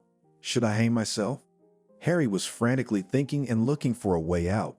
He had envisioned everything, but not the human factor, so the dirt could certainly bring down the ratings, or use it to his advantage. He needed an original move, like in chess, to completely turn the game around, a move that his interlocutor had already thought of. You understand, Harvey, pleaded the political technologist. As soon as you choose one woman, the rest will immediately lose interest. We'll never win that way. But I've got an idea that'll turn the game around. I'll tell you about it. No, Harvey said no. To hell with winning. I'm out of the game, Sardi. What? Harry asked, disbelieving his ears. After all we've accomplished? After these ratings with no budget? It's not suicide. It's much worse. I'm out of here, the former MP said. Send me an estimate. I'll pay for it. I have a penny. How much you spent? Tell me every last dime, so you don't hold a grudge against me. Don't you understand? The political technologist shouted. It's not about money. Money is just a tool. I'm not kidding, Harvey said. All right, that's enough. I'm staying here in Guyana. Over and out. He had already realized that he could win the biggest victory of his life, if not today, then tomorrow. It was as if Harvey was filled with energy and the will to act. He took out his cell phone and dialed a familiar number. Did you read the news? He said. That's right, don't read it. And don't go to work today. I'm already running to you, do you hear? Wait for me. At 35, Cindy had given up hope of finding a fiancé. And Harvey, of course, was the real deal. Strong, handsome, interesting. And most importantly, he didn't smoke or drink. All her friends who got married and moved to other cities complained about their husbands. The main complaint is no love, not even respect and understanding. They made Harvey look perfect. Cindy, he shouted as he ran in. They took a picture of you and me together. They say our picture is all over the internet. Let it be, the woman said. If only there was something to be ashamed of. Good girl, he praised. I think so too. I have a proposal. I'm listening, she said, embarrassed. Let's live together, Harvey said. At your place for now. And then we'll see. My place? The woman was surprised. The house, after all. You see what kind of... We'll fix the house, the man suggested. I can do this and that myself. I love Guyana with all my soul. Or rather, not Guyana, but you. Did you really love her? She asked and blushed. She was dizzy. In just a few days, her life had turned 180 degrees. I agree. I'll do anything, Harvey. He put his arms around her again and kissed her. At this moment, the former deputy thought that in life you need very little for happiness. Love and nothing else. If you don't have love, you can't replace it with anything. Not fancy cars, not a government villa, not millions of views on the internet. And when love comes, you have to act. In his 47 years, he understood that clearly. How's this going to end, Harvey? Whispered Cindy. Why don't we just screw him? Let's get out of Cajun. We're not going anywhere, said the former assemblyman. The nature here, the sunsets. It's really nice to be here with you. Listen, I've been wanting to know for a long time. Isn't it hard for you with old ladies? She asked. No, Harvey replied. What could be better than reading to grandmothers? It's like spending time with little kids. It wasn't my idea, by the way. It was my assistant. Well, the former one. What kind of entertainment does a grandmother have in the village? TV and radio. A clever man suggested they read books. Will you read to me? Cindy asked me timidly. What about you? I will, he said and lifted his woman in his arms. Then he had to set her down carefully so as not to fall in her eyes. The whole thing made my bloody lower back ache at the worst possible moment. 2 years passed, and life in Cayenne began to beat again. Tourists came here. The village became fashionable after the resounding success of the project on YouTube. One investor bought 3 empty houses and started renting them out. Harvey himself wrote 2 books and enjoyed reading them to the public. Of course, he didn't have a lot of money, but how much money does it take to live in the country? Harvey, Cindy called him from the bedroom. Help me with Valushka. The former deputy, despite his advanced age, rushed to his girls. The role of father not only suited him, but also liked it. Daughter reminded him of a negligent subordinate, which all must be taught. But the result was pleasing. The girl grew up smiling and beautiful. Listen, he said to Cindy, if God gives us a boy, why don't we name him Harry? In honor of whom? The woman blushed. There's a man, Harvey explained. He's a good man, he understands life, but he's not quite there yet. Whatever you say, my love. Cindy smiled and hugged her husband. Alice woke up to the insistent ringing of the doorbell. She got out of bed as if she had been electrocuted. She hastily searched for her key and opened the door. Carlos walked into the apartment, sat down on the poof in the hallway, and stretched out his legs without looking at Alice. Alice sat down in front of him and took off his shoes. You have your own keys, don't you? Why don't you use them? Alice muttered under her breath. Carlos left the question unanswered, thinking it was just another woman's stupidity. Are you going to have dinner? Alice asked. What dinner? Don't you use a watch? Carlos mumbled. Indeed. Alice looked at the clock. It showed 4:30 in the morning. Carlos got up from the ottoman and took slow steps toward the bedroom. When Alice arrived, he had already snored. In a few minutes, the room was already wrapped in the smell of alcoholic booze. Alice couldn't sleep anymore. She sat by the window until morning. In the morning, she woke up her daughter Elizabeth and took her to school. When she returned, Carlos was already awake and going to work. Do you want breakfast? Alice asked ingratiatingly. Have I ever had breakfast at home? Carlos pretended as if he had never actually had breakfast in this house. Better run to the store and buy something cold. I'm thirsty. Although how many times have I asked you to buy some in advance and put it in the fridge? Apparently, this was an impossible task. Carlos continued to resent him. Alice was glad that she had the good fortune to run to get a cold drink for her beloved husband. She went to the store, and in a few minutes Carlos was enjoying a cold cocktail. How are things at work? Alice asked. Nothing. I've been swamped with urgent tasks again. Not a minute of peace for at least the rest of the month, Carlos said. He finished his cocktail, picked up his jacket, and went to work. After a while, Alice dialed his phone number. Carlos, I didn't want to disturb you this morning, but I think we should talk sometime, just the two of us. We have a lot to talk about. Please find an opportunity, she said to her husband. How many times do you have to tell me I'm swamped with work? If you want to talk, say it right away, Carlos said. Talking about our relationship is not a 2-minute conversation on the phone. I don't think we're going to agree on anything, Alice said. Until you learn to iron shirts properly, forget the relationship. No self-respecting man will talk about relationships if his shirt is not properly ironed. Carlos shouted into the phone and ended the conversation. Now Alice was overcome with guilt. She ran to the bedroom, opened the closet, and started looking at all of Carlos' shirts. The shirts were all clean, perfectly ironed, and smelled fresh. She couldn't figure out which unironed shirt she was talking about. It didn't even occur to her that an unironed shirt was just an excuse to brush off any conversation. Instead, Alice puzzled over those words all day. Evening came. Alice picked Elizabeth up from school, made dinner and 2 salads, then did homework with her daughter and put her to bed. It turned out that Elizabeth had eaten at school, and Alice hopelessly waited to see if maybe, just maybe, Carlos would show up on time and they would finally have a family dinner for the first time in months, maybe even years. As the clock struck midnight, she realized the futility of her expectations. She was preparing to face another restless night of staring at her phone and waiting for at least a call from Carlos. This pattern has been going on for a long time.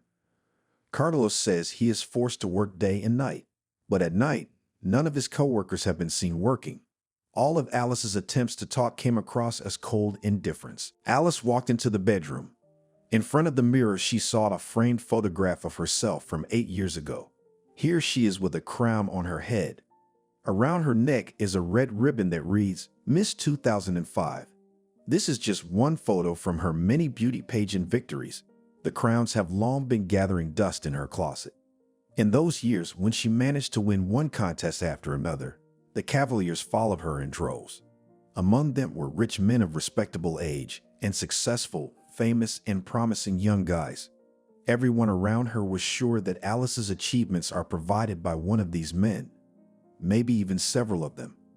Alice received solid fees, but people around her were sure that this money was a gift from rich suitors.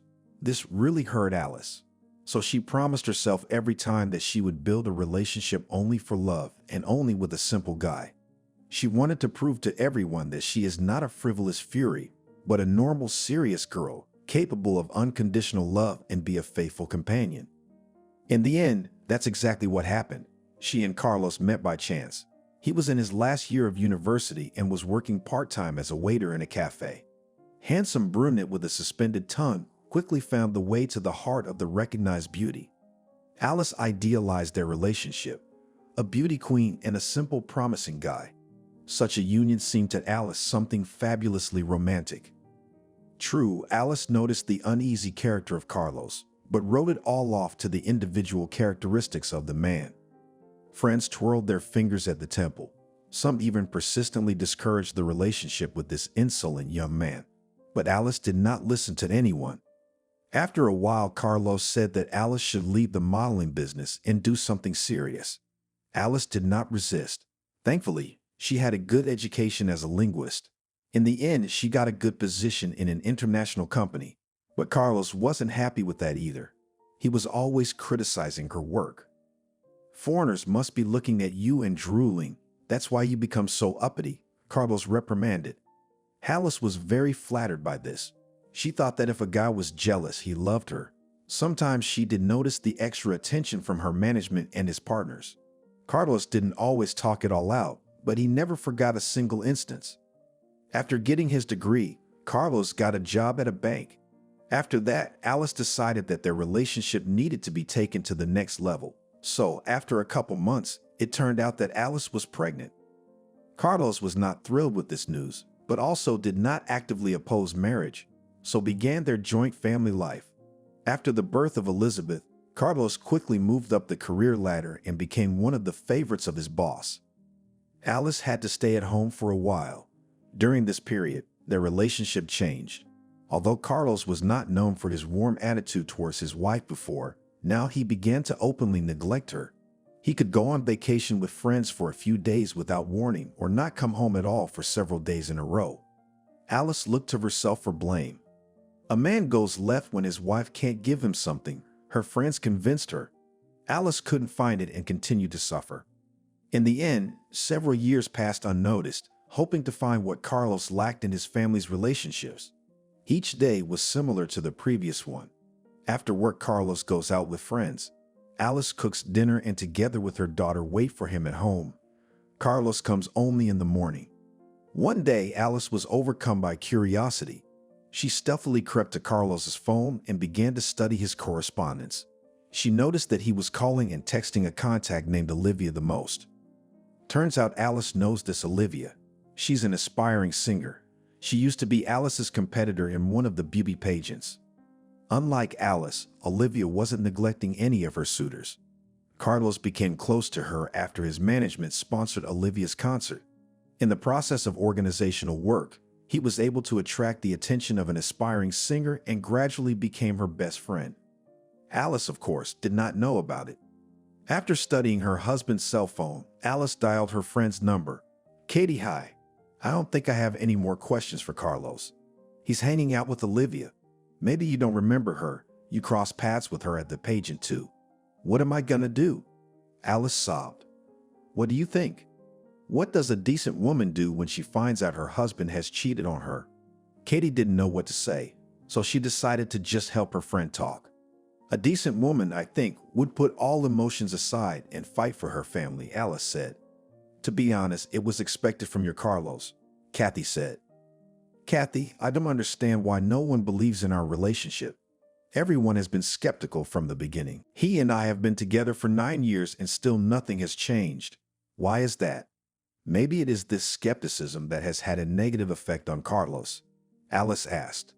My dear, the meaning of love and relationships is that they are built and exist against all odds. Could it be that the people around you were noticing something that you were stubbornly turning a blind eye to? Katie put Alice in front of deep thought. Alice realized that seeking comfort from a close friend was a futile endeavor. Since she had decided to fight, she would fight. As time went on, Carlos came home in the morning. He even stopped hiding his cell phone and quietly left it on the table. Right after he came home, Olivia could text him to say good night or thank him for his support at the next concert. New Year's Eve was approaching. Alyssa made plans to spend the holiday without Carlos and made up an explanation for her daughter in case she asked why her father didn't stay with her even on a family holiday. A few days before the new year, Carlos announced that this time Alice would go to the corporate party with him. It had never happened before. Alyssa rejoiced. She had a ray of hope that maybe Carlos had finally come to his senses and decided to become a model family man. For the corporate party, she chose a luxurious dress with a deep neckline on the back. She created the image of a European aristocrat at the end of the last century, carefully thinking through every detail. Indeed, this image perfectly suited her facial type. Unfamiliar people might have thought that it is a famous actress in the middle of the shooting process went for a walk outside. Corporate party was held in one of the elite restaurants of the city. Alice came down from heaven to earth when she found out that coming with her other half was a prerequisite for the current corporate party. The staff of the bank had already organized parties in different styles, and when the options ran out, someone suggested holding a party in the traditional style. Therefore, all 250 employees of the bank came with their other halves. Carlos, as the boss's favorite John, sat at the same table with him. Ariana, the boss's wife, was also in the same company. Ariana was a pretty middle-aged woman. She was like her husband in every way. And John was a solid man in his 60s with a noble gray hair on his head. They say that if a man is lucky in life, then over the years he becomes more attractive and charismatic. This could be said of John. Each of those seated introduced their other halves to the audience. The evening was promising. Champagne poured by the river. Exotic appetizers were served by the mountains. The program provided all kinds of racy spectacles, including male and female striptease. Well, and the remarkable part of the evening was the performance of singer Olivia. This rising star of show business was not distinguished by a unique voice or poetic gift. Her popularity slowly grew. And it's no coincidence if instead of talent, everything is built around connections and money. That's all there is to say about the singer Olivia. When the audience was drunk enough, the most interesting part began. The young people did not leave the dance floor. The rest gathered in small groups and made pathos toasts. As the evening approached its midpoint, the Toastmaster announced the performance of Olivia, a rising pop star.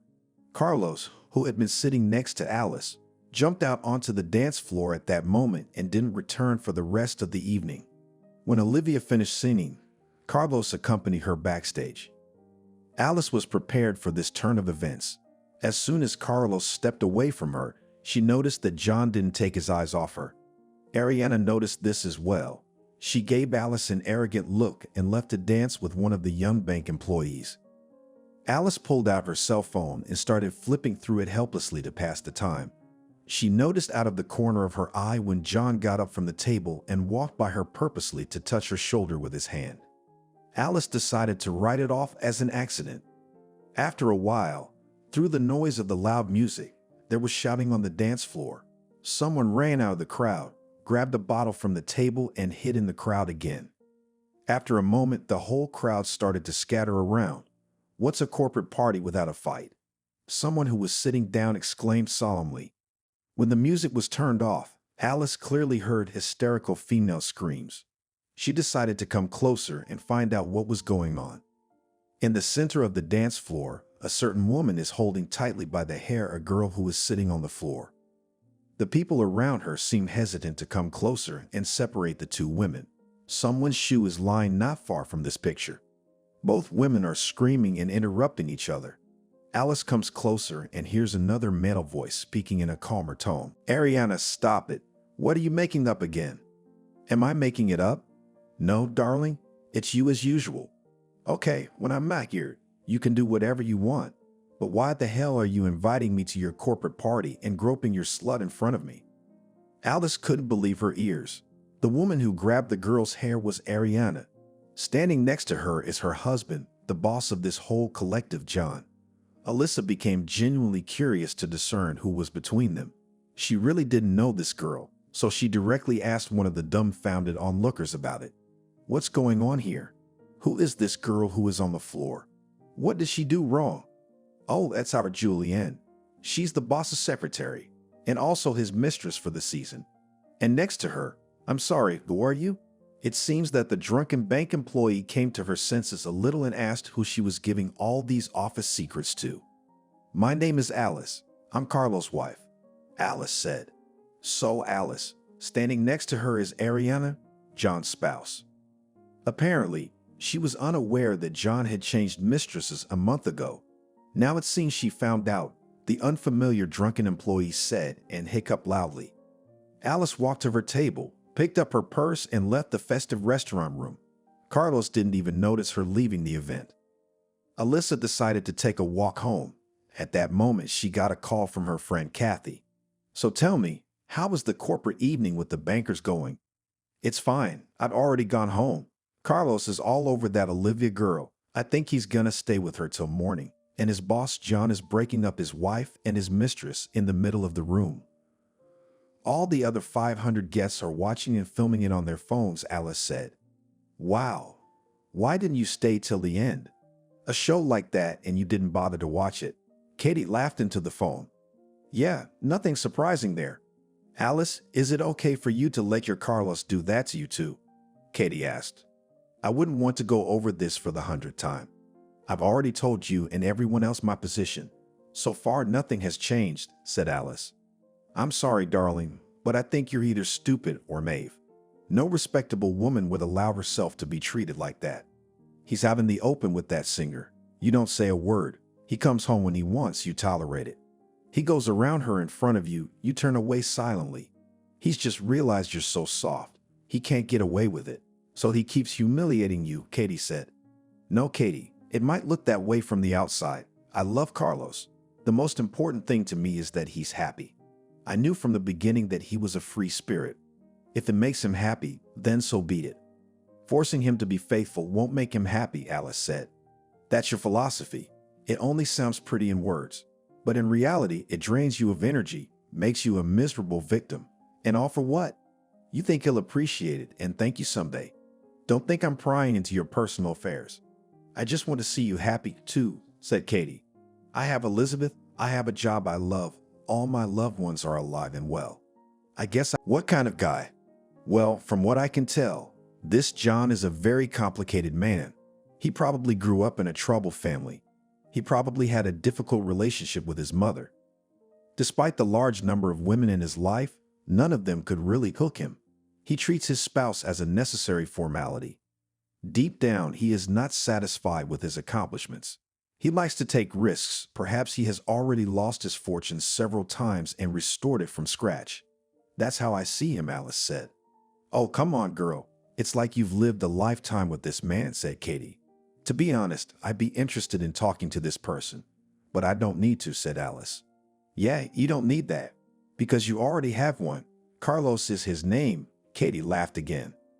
That was the end of their conversation as Alice had already reached home. A couple days after the party, Alice tried to make conversation with Carlos again.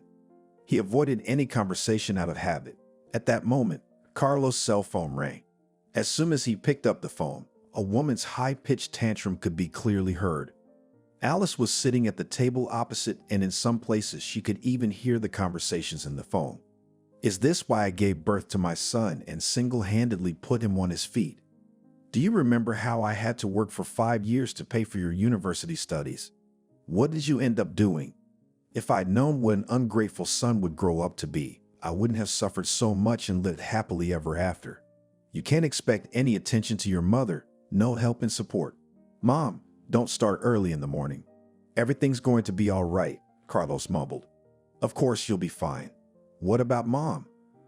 Mother's eating crumbs for bread. Where else can she be better off? You're spending all your money on that little hussy with the crown on her head. When you have time to think about your mother. Come on, Mom, why are you like this? He looked like he had turned into a delinquent schoolboy and kept muttering the tray. His mother did not listen to him and hung up the phone. Alice at first was shocked by such treatment of her mother-in-law with her son, but gradually she got used to it. Then she realized that talking in such tones is the style of communication between mother and son. Alice had never seen her mother-in-law communicating with Carlos as an adult and established man, periodically reprimanding her adult son on any number. But many of you have been working here for more than 1 or even 2 years. You department heads started here from scratch and have grown to this level over the years. I care about your fate as experienced specialists. Therefore, I entrust the solution of the current problem to you. Each of you will offer your own variant of the solution, but the practical realization of this solution will also be entirely on you. Whoever is able to lead the bank out of this situation, I will appoint in my place, and I myself will take a well-deserved rest, said John. The ambitious branch managers found the offer tempting. Each of them secretly dreamed of taking the highest position in the bank possible. Hearing the announcement from their boss about the prospect of becoming the head of one of the leading banks in the region, everyone in the room became visibly excited. Carlos thought that this was his finest hour, that he had to show himself in the best possible light in this situation and finally become what he was in his heart, a big boss. After this meeting, a whole new life has begun in the bank. The race for power was declared open, and now the strongest must win. Carlos realized that this was his brilliant chance to finally make a name for himself. Carlos once again didn't come home. Alice stayed up all night waiting for him. In the morning, gathering all her strength into a fist, she packed her daughter for school, then began to get ready for work. That's when Carlos called. Alice, hi. Now please don't start right away. Just listen to me and do as I ask you. In our bedroom in my safe, I have a red paper folder with documents. Take it and drop it off at my office, please. It won't be hard for you to do it on the way, okay? Okay, I will, replied Alice to her beloved husband. Strange, her husband used to keep Alice away from his safe. Now he calmly asked her to open it and even poured through the contents. Alice had never seen what Carlos so reverently, at times even nervously guarding. Indeed, the safe revealed many interesting things. First, Alice's gaze fell on a stack of photo albums. They don't keep those nowadays. Apparently, Carlos hadn't found a suitable place for them in the apartment, so he put them in the far corner of the safe. She opened the photo albums and looked at the pictures. Here Carlos is a schoolboy. In another picture, he receives his high school diploma. Here he is surrounded by his classmates. Here he is the only guy among his classmates. Carlos surrounds himself everywhere with a lot of women, and only in such an environment he can feel happy. Alice had guessed that. Today she was convinced of it once again. In the far corner of the safe, she found another folder tied with a string. Alice was genuinely curious. She realized that it was a waste of time to go through her husband's personal belongings. But she knew she wouldn't use anything against him. If something from his past became known, she was certainly not the kind of woman who would reproach him later for it. On the mysterious folder, she saw a small logo. The logo of a laboratory where, among other things, DNA tests were performed. Alice carefully unfolded the folder. Not many papers inside. The most important one was on top. It stated that Carlos and Jessica's genetic similarity was 0%. This meant that Alice's mother-in-law was not her husband's birth mother. This was news to Alice. She didn't hang on to her shock, quickly found the folder she needed, closed the safe door, and headed towards Carlos' office. He turned out to be out of place. Carlos is at the chief's office. They have an urgent meeting. Wait for him here. Julian, the secretary said. Alice sat down in the office foyer and eyed Juliana curiously. She's the boss's new mistress. She's also the one who got the booty from Ariana at the corporate party. Alice was curious if there was any hair left on Juliana's head from that fight, or if the boss's furious wife had pulled it out clean. But Julian was surprisingly calm and poised. Carlos still hadn't left the boss's office. Alice, though in a hurry to get to work, decided to wait for him. She pulled out her cell phone and immersed herself in reading. Every minute someone from the bank came to the foyer, asking if they could come to the boss. When they found out that he was busy, they went back. After a while, Alice's attention was drawn to a familiar loud voice. "You haven't been fired yet?" Ariana was standing in front of Julian's desk. "No, why would I be fired?" Julian seemed startled by Ariana's unexpected visit and couldn't hide her consternation. Her eyes rounded. She quickly got up from her seat and looked ingratiatingly at her boss's wife. "That's because I gave the okay to keep you on the fetch and serve. You'll know who your benefactor is, understand?" Ariana said the last words with a low hiss. Juliana nodded her head silently. "And if you'll be a grateful girl and be my friend, you'll have many more new pleasant surprises waiting for you. What do you think of that?" Ariana doesn't seem to like wasting words and time. She stated her position right away. "What do I have to do?" Julian asked with a trembling voice. "Don't you want to ask me how you managed to escape my wrath?" Ariana asked. Juliana flapped her long eyelashes and didn't know what to answer. "Everyone should know that my eyes and ears are everywhere here. Even the walls of this building serve me. Well, my walls whisper to me that you're not the one sending my husband pictures of you in your underwear. It's someone else in this office. I think her name is Wanda. Find me that skank or show me where she lives," Ariana hissed. "Wanda is our marketing girl. I'll get her right away," Julian said and started dialing a number. Alice finished reading. A new episode of the drama called Jealous Woman was unfolding before her eyes. She realized what a mistake Julian was making by inviting Wanda here now. But she liked it better this way. There would be something to watch while Carlos was free. Ariana looked toward Alice and seemed to remember her. "Greetings. Alice, if memory serves. Karlowski's wife. How are you? How's the daughter?" Ariana smiled. "Hello, I'm fine, thank you. I hope you are well," said Alice, and regretted that she could not hide her amusement at the quirks of this woman. Wanda appeared. She was a young girl with long dark hair and big eyes. "Wanda, there's someone here to see you," Julian said and nodded toward Ariana. "Is that what you are, Wanda? So tell us, teach us how to send pictures of yourself in your underwear to the boss's phone in the middle of a company party." Ariana looked at the young girl with a glare. "You? What are you talking about? I don't understand you." Now Wanda rounded her eyes and trembled in front of the boss's wife. Ariana pulled out her iPhone, made a couple of clicks on the screen, and turned the screen directly to Wanda's eyes. "I mean this. Is that a picture of you?" Alice managed to see the photo from a distance. Indeed, there was a girl with long hair and lingerie in the photo, but no head visible. "It's not me, I swear to you." "What makes you think it's me?" "I have a boyfriend and we're serious. I didn't send those pictures to anyone." Wanda was now starting to get angry. Ariana silently walked over to Wanda, grabbed her by the hair and dragged her over to Julian's desk. "Listen to me, both of you. I'll be sure to find out who that brave little twerp is, and then she'll definitely be in trouble. And you probably know more than you're telling me right now. So tell this heroine to pray. If she turns out to be one of you, praying won't help. I warned you," Ariana said and let go of Wanda's hair. Both girls looked at the floor in silence. Ariana shook her hands defiantly, sprayed antiseptic on them, and looked toward Alice. "You will please forgive me for disturbing you. I have to deal with them in this way. Otherwise, it's impossible. Good day to you, Alice." Ariana headed towards the elevator. Wanda and Juliana stood like stumbling blocks until she got into the elevator and went out. "Yes, Carlos, I'm listening." "Hello, darling. I missed you. The day seemed like an eternity. I need to see you and hold you in my arms. Where are you now?" Carlos asked. "I'm sorry, Dan. You're not in my plans today. I need to be alone. I'll see you tomorrow or some other day," Olivia said, trying to get her insistent friend off her back as quickly as possible. "What's wrong? Did I do something to offend you? Or did someone else?" Carlos continued to insist. "No, it's okay. It's okay to be alone sometimes, especially for someone as creative as me. Please be understanding," Olivia said.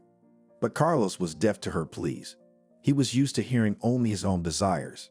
No matter how hard Olivia tried to explain the simple truth that she just needed to spend the evening alone, Carlos continued to give her a real interrogation. He was really quite jealous of Olivia.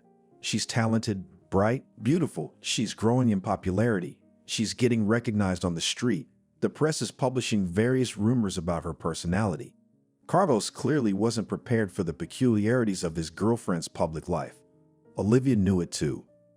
When Olivia realized that talking to Carlos was useless, she simply hung up and turned off her cell phone. A couple hours later, she received a call from the hotel front desk informing her that her personal assistant was tearing into Olivia's room. Olivia was surprised, since she didn't have any personal assistants. But she guessed who it was. Carlos was standing on the doorstep with a small bouquet of fresh flowers. "Carlos, you're incorrigible," Olivia said. "That's what a real man should be, resourceful and persistent." "Don't ask me how I found you. My heart followed in your footsteps," Carlos continued like a mourning nightingale. Olivia wasn't really in the mood to spend the evening with Carlos. She wanted to shoo him away, but he kept insisting that he wanted to stay with her. The more Olivia waved him away, the more insistent he became. "I think I know what it is that you can't tell me outright and have been tormenting me for a long time." Carlos pretended as if he discovered something very important. "Yes, I realize it's time for us to take our relationship to the next level. But I'm thinking about how to propose to you properly. It should be very romantic and memorable. You should remember it for the rest of your life," Carlos said. "What? Carlos, are you even normal? You have a family, you have a wife and a daughter. What kind of proposal are you talking about?" Olivia was seriously outraged. "I will get a divorce. I'm basically ready to take that step. I think Alice is also ready for it. And with my daughter, I will see her from time to time. I will periodically throw her money," Carlos said. Olivia realized that this crazy guy Carlos actually had far-reaching plans for her. She realized that it was useless to argue with him now that marriage was not in her plans. Carlos has been following Olivia around like a shadow for so many years now, not missing a single night where she's performing, that it really wouldn't be hard for him to get a divorce. Then Olivia decided to come at it from a different angle. "Carlos, it's not even about that. Since we're having this conversation, I'm gonna be honest with you. I have really big plans for my future. I'm just realizing a small part of it right now. By the time I get to the halfway point, the whole country will know me. I'll have every man in the country at my feet. You know what you're really like, don't you? Anyone with enough money and power will want my attention. How will you handle it? Let's be honest, you're just a middle manager at a typical bank. How can you fight recognized alpha males and defend your legal right to me?" Olivia glared at Carlos. Olivia hoped that talking in this format would hurt Carlos, and he would start to distance himself from her. She could rudely push him away because he'd really done a lot for her. He was the one who convinced the St. John to sponsor the filming of her music videos and her performances. A rude rejection would have been ugly on her part, but Olivia wasn't going to build a long-term relationship with Carlos. Carlos had taken today's conversation in his stride. The next day, driving up to the bank office, Carlos thought that Olivia would be delighted if he could fix the bank's current situation and take over the board. He took it as a sign of destiny. Carlos headed straight for John's office. He informed his boss that he had some ideas on how to deal with the current issues of the bank. He asked for copies of some documents, took them, and informed him that he was leaving for the day to deal with these issues. After leaving the bank office, Carlos went to one of the best attorneys in town. After spending about 3 hours with the attorney and getting a detailed consultation, he headed to the top accounting firm in town. He went on to visit several other specialists who are considered the best in their field. By evening, Carlos was sure that he would soon have the top chair in the bank. Indeed, the best specialists in their field began to protect the bank's interests. TV, newspapers, and bloggers were involved for efficiency. The court case received wide publicity. People believed that some group of foreign fraudsters decided to bankrupt the domestic bank and take it into their own hands. Under such pressure from public opinion, the judges had to think twice before deciding on the fate of the bank and then only make a decision. It cost Carlos a lot of money. He went into debt, and even Alice helped him with her savings. In the end, Carlos was close to winning. Elizabeth's birthday was approaching. This year she would be turning 9 years old. Elizabeth remembers all of her recent birthdays. She remembers them because she never had her daddy present. She is old enough now to protest her father's absence. Alice had long thought about how to spend this birthday so that Elizabeth wouldn't be sobbing again the next day. There was no hope for Carlos, of course. He would still spend the day at Olivia's concert somewhere. Alice decided this year to invite Elizabeth's favorite grandmother, Jessica. Her grandmother, like Carlos, had never had much love and affection for Elizabeth, but once a year sitting in a family circle as close friends was a manageable task. So thought Alice. On Elizabeth's birthday, Alice set the table and waited for the guests. Everyone came except Carlos and her grandmother. Elizabeth spent the whole evening asking why Daddy wasn't here and when Grandma would arrive. Alice tried to calm her down by making up different excuses for them. The next day, Alice left Elizabeth at school and went to her mother-in-law's house. Pensioner Jessica spent almost all her time in her apartment. Seeing Alice on her doorstep, she was not particularly happy. But Alice knew how to bribe her mother-in-law. She took 2 large bags of delicacies, fruits, and sweets. "Hello, Jessica. May I come in?" "Oh, it's you." "Well, come in," Jessica said in an indifferent voice. "I couldn't go to Elizabeth's birthday party because I was sick. I'm still sick. My blood pressure is high, my head hurts. My legs are always aching. It's hard to walk," Jessica began to complain. Elizabeth was very upset. "I told you to send a cab to pick you up, or I could drive myself to pick you up. If you're sick, let's go to the doctor. I'll drive you myself. I'll accompany you everywhere. We'll visit the best doctors, get a prescription. I'll buy you all the necessary medicines," said Alice. "No, thank you, no need. The territorial doctor from the polyclinic comes to me. It is enough for me," said the dissatisfied mother-in-law. "Jessica, please tell me that you don't like to come to us. Is it only because of your illness, or is there another reason?" Alice asked. Jessica did not expect such a trick question. "Don't you believe me? And why should I like to come to you? It is you who should go to me. When you get old, you'll understand what it is to go out or stay at home. I personally want to stay at home. That's out of the question." Alice tried for a long time to turn her mother-in-law to a friendly tone of conversation, but she was not very good at it. "I didn't know much about Carlos' childhood. Please tell me about his birth, about his childhood. I'm really interested in all this." Alice finally decided to turn the conversation in the right direction. "What's there to tell? He was born and grew up like all children, but he was very naughty. His father tried to re-educate him many times, but he did not succeed," Jessica said. "And in his disobedience, in whom he was?" Alice asked. "I don't know either. My father was a quiet man, and I wasn't rebellious, only he was the only one. When he was a teenager, he tried to run away from home, and we had to chase after him. I wonder why Carlos doesn't even look like you." Alice finally threw the thread of conversation in the right direction and watched the reaction of her mother-in-law. "It's there too, but I never paid attention to it." Mother-in-law tried to divert the topic of conversation. "Have you always had such a tense relationship with your son?" Alice asked her right in the forehead. "They are not tense. I am a mother. I have the right to instruct him on the right path. I don't have to fawn over him. What makes you think our relationship is strained?" Jessica asked threateningly. "Carlos is an adult. Despite his lack of support, he has achieved a lot on his own. He'll continue to do so. But believe me, it's very important for him to be recognized by you. You're his mother, so you're the most important woman in his life. Your opinion means a lot to him," Alice said. "What do I have to confess to him? I raised him, clothed him, helped him get a higher education. What kind of confession?" Jessica got angry and began to resent him. "The thing is, Jessica, Carlos has known for a long time that you're not his birth mother. He took a DNA test and the results showed that your resemblance to him is 0%. Why are you keeping this from Carlos? Didn't your attitude push him to do it? Why don't you just tell him and talk to him like adults?" Alice said. Jessica dropped the teaspoon she had just used to stir the sugar in her tea. This news was a surprise to her. She had thought this secret would go to the grave with her. But how come now Carlos knew about it? "What the hell are you talking about?" Jessica couldn't hide the tremor in her voice. "If you want, I can show you a copy of that certificate," Alice said. "What's all this digging for? His own parents aren't alive anyway. Why traumatize him now with this revelation?" Jessica was now beginning to slowly give up her resistance.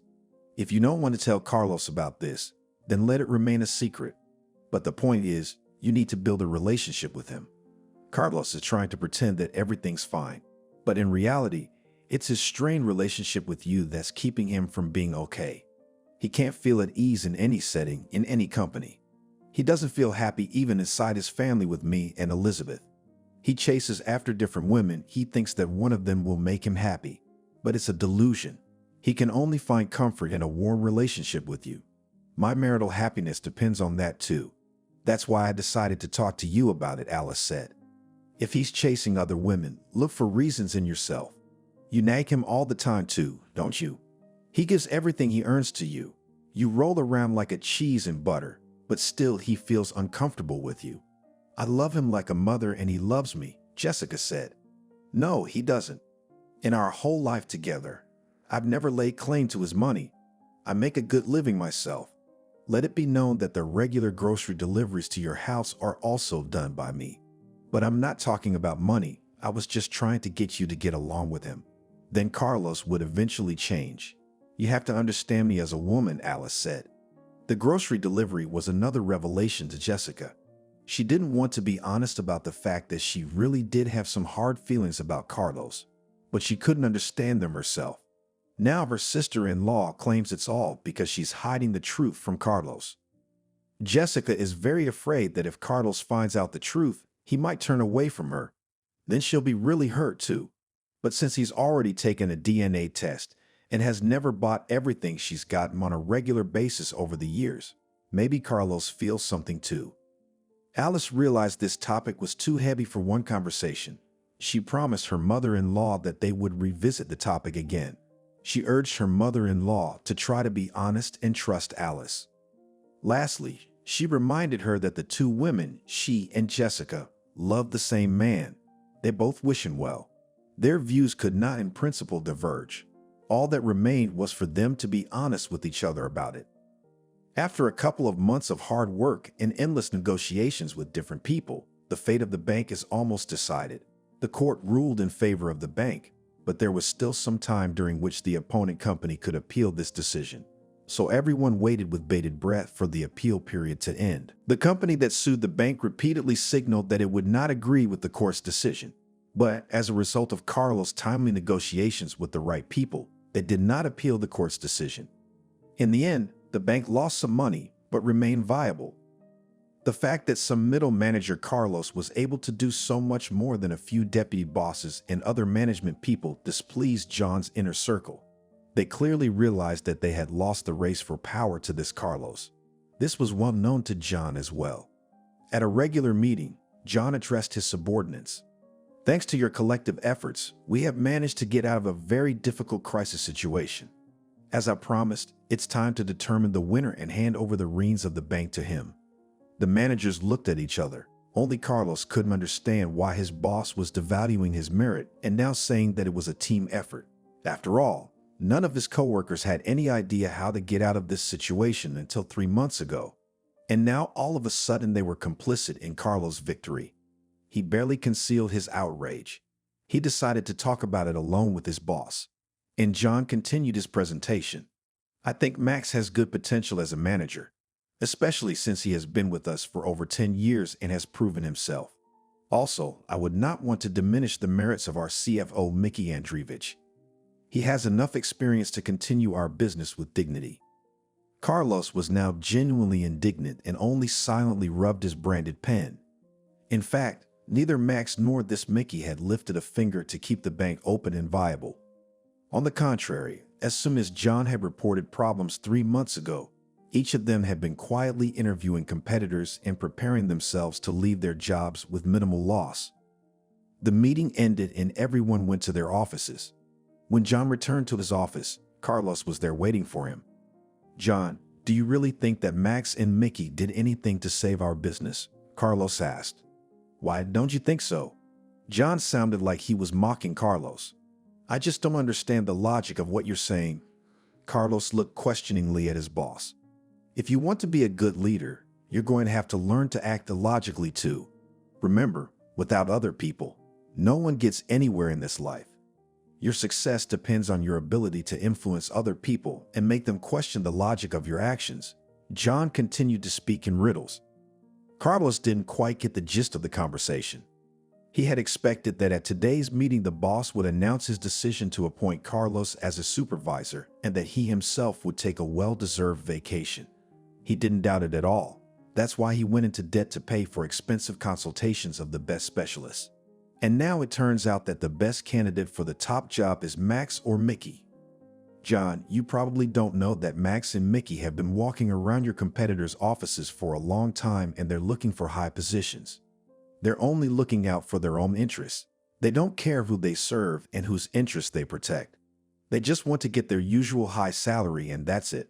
That's all they need, Carlos said. And you, Carlos, what do you want out of life? Don't you have a sacred idea for which you would do anything? John asked. We'd all know you're hopelessly in love with that singer Olivia. You'd do anything for her too, wouldn't you? Consider that other people can have their own Olivias too. And it's not always a singer and it's not always a person. Some people have a job, some people have regular money, so I don't see the difference between you, Max, and Mickey. You're a fool, Carlos, and your Alice really is a rare pearl. In fact, your appointment as head of the department has already been finalized. I can't wait to put it in your hands as soon as possible and get some rest. But let's talk man to man. I have a small favor to ask of you, and I understand that this favor is realizable, John said. Carlos can't understand why the usually straightforward and categorical boss is now so shy, as if he were a student in an exam. He decided to let the boss talk things out gradually, since the request was so atypical.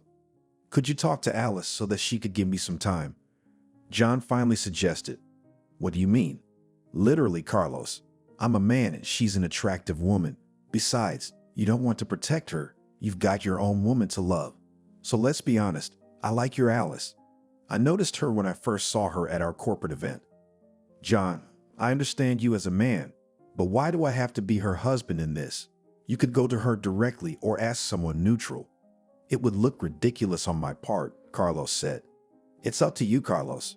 I don't want to go through the hassle of looking for a third party. And I'm not going to look for a third person to approach your Alice. I'm coming to you because it's the shortest way. Moreover, I am favorably disposed to you before I sign the decree appointing you in your place. John once again emphasized that Carlos' career advancement was at stake. Carlos thought for a while and decided that for the sake of the prospect that was literally shining in front of him, it was worth it to take the last step. All the more reason to put him and Alice out of their misery. If Alice agrees to meet with John, Carlos will not have difficulties with the divorce. And after the divorce, he's already free for his Olivia. Besides, he will appear before her no longer as a middle manager, but as a bank director.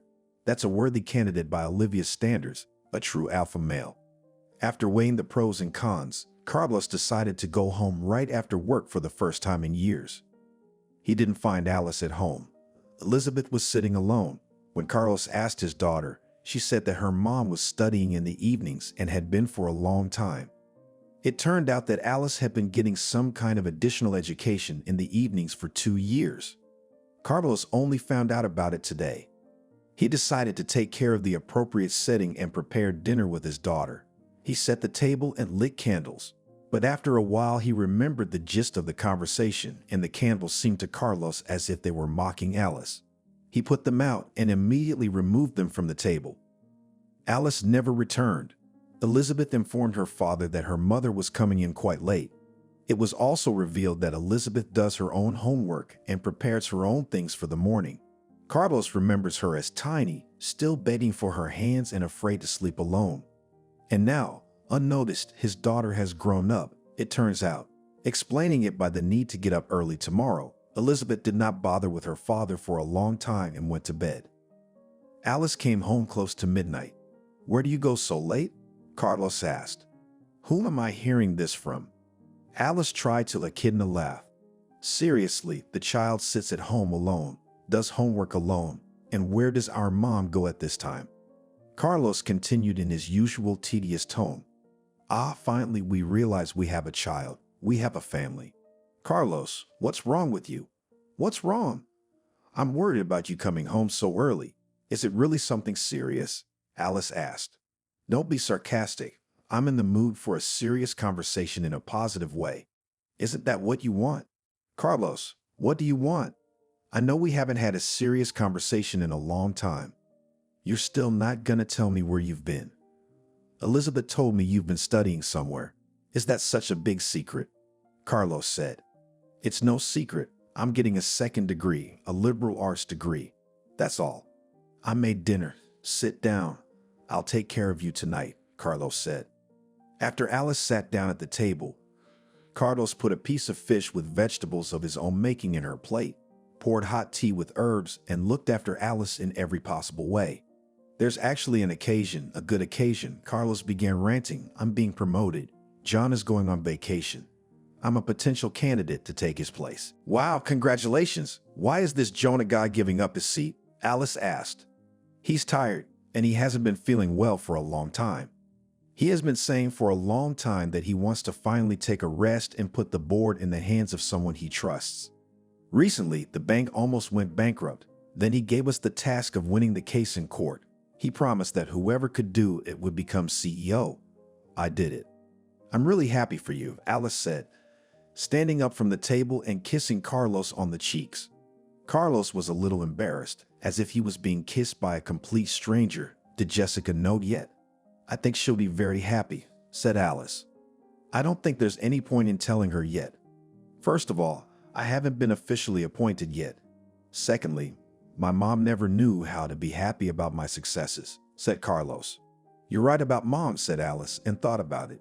She tried to understand how Carlos managed to hide the truth that his mother was not really his mother.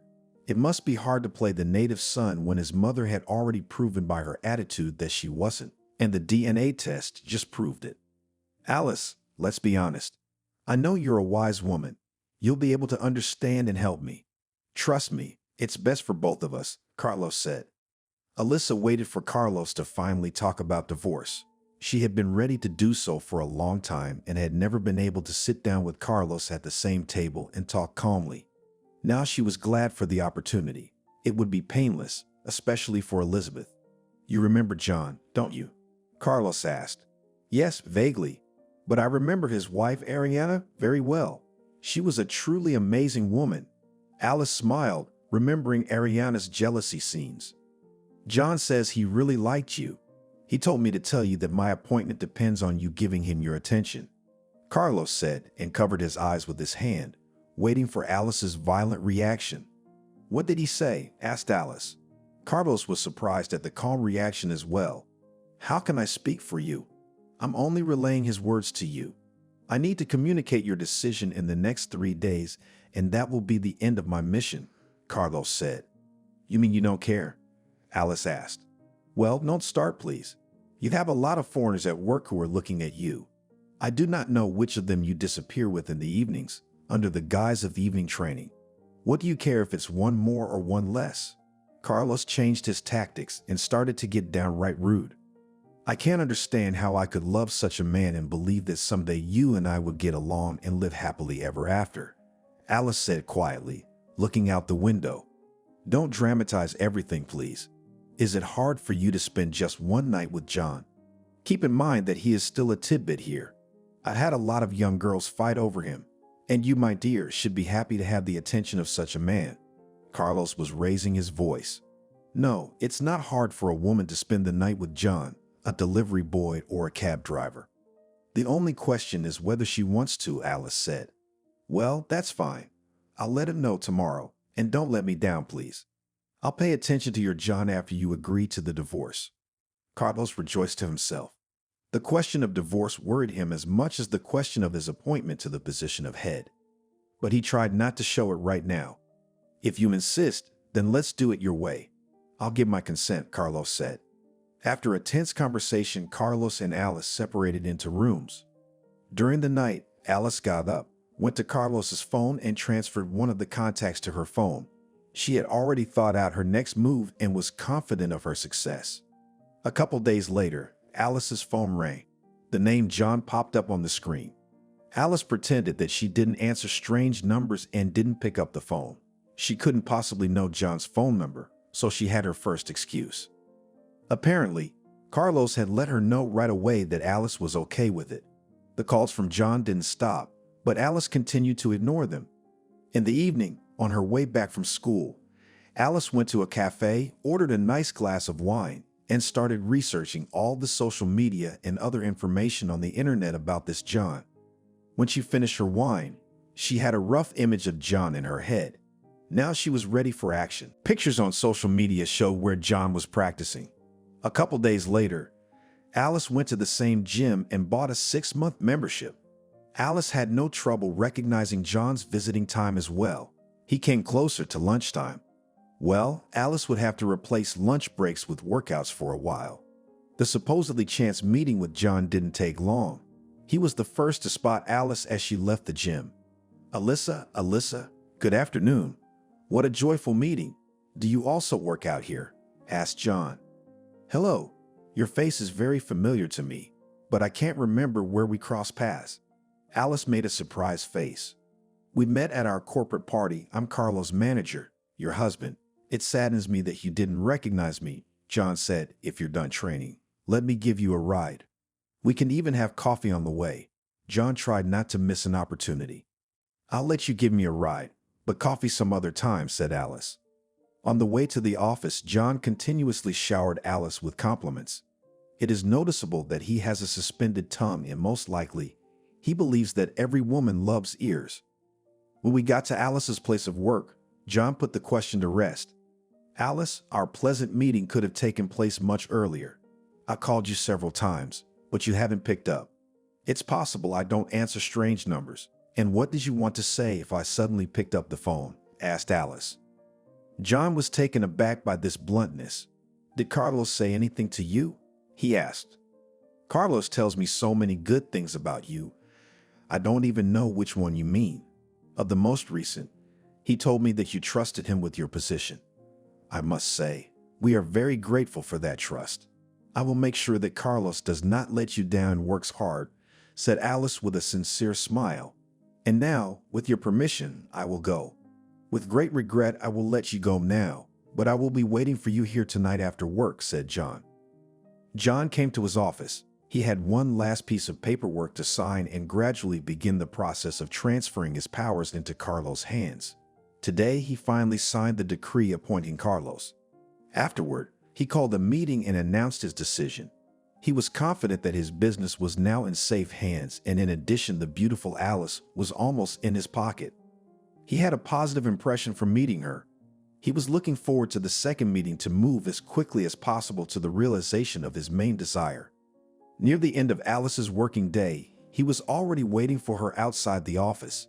Alice got into his car and gave him a certain address. We need to hurry up. They are waiting for us there, Alice added. John was glad that he wouldn't have to search for a free hotel room on his own. He was sure that Alice knew his purpose. When they reached the desired address, Alice thanked him and said goodbye. Thank you for taking care of me twice in one day. I'm about to start class. I have to go, and you have a good evening, Alice said and took off. John was left puzzled, as he was expecting something else. He had hoped that Carlos had explained everything himself and that Alice would take him straight to the hotel room. He wrote off Alice's behavior as feminine coquetry. I like it better this way. I'll wait, he thought, and left. The next day, Alice filed for divorce. Without waiting for the court's decision, she found herself a rented apartment, packed her things, explained everything to Elizabeth, and moved in with her daughter. And to Carlos, she wrote briefly, Elizabeth and I will live in a rented apartment for now. When you find another place to live and vacate our apartment, let me know. Elizabeth has a long commute to school.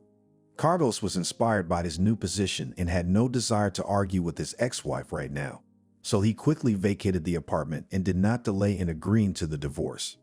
Already a week later, Alice was a free woman. After receiving the certificate of dissolution of marriage, she was in no hurry to move back in. She called an interior designer and asked to completely remake the apartment, taking into account the wishes of her daughter. While the repair of the apartment was underway, Alice decided to completely transform herself.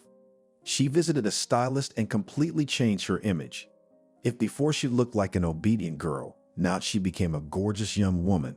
All this time, John did not stop calling her every day and insisted on meeting. Alice postponed the meeting, referring then to business, then to fatigue. The second time she met with him already in a new image. John, who used to behave with women as a master of life, next to Alice trembled like a young man. The contrast between the old and new image of Alice in such a short time made a strong impression on him. Alice still crossed him as if in between. She didn't give John a chance to talk for long. She was quick to leave his company every time. John was even beginning to doubt Alice's favor a little, but on the other hand, she's transformed so quickly. It's all for my sake. She wants me to like her. He preferred to think that way. John was determined today. He bought a nice branded bracelet, bought flowers and a box of chocolates for Alice. He was a little sad that she still hadn't had coffee with him. After many busy days, at least today, she would let him drive her from work to her evening studies. Alice, I'm really glad we met. I thought I'd do you a favor today. This is for you. John says Alice was about to get out of the car. He held out his present and flowers with such a solemn look, as if he was presenting a presidential order. I can't take this, thank you, Alice said. Why, don't you like the bracelet? Let's go together and exchange it for another. We can go right now. John was surprised by such a surprise. No, it's not the bracelet. It's really beautiful. It's just that I'm not comfortable accepting such expensive gifts, said Alice. So what if it is expensive? You deserve only such a thing. It doesn't oblige you to anything. I want to make you happy from the bottom of my heart. Take it. John almost begged. You want to make me feel good. Then don't make me violate my principles. And don't be offended by the gift, please, Alice said and said goodbye. Further attempts were useless. When she got out of the car, John looked after her and talked to himself. My God, to think I'm persuading the woman to accept such an expensive gift. Don't make her violate her principles, and what words.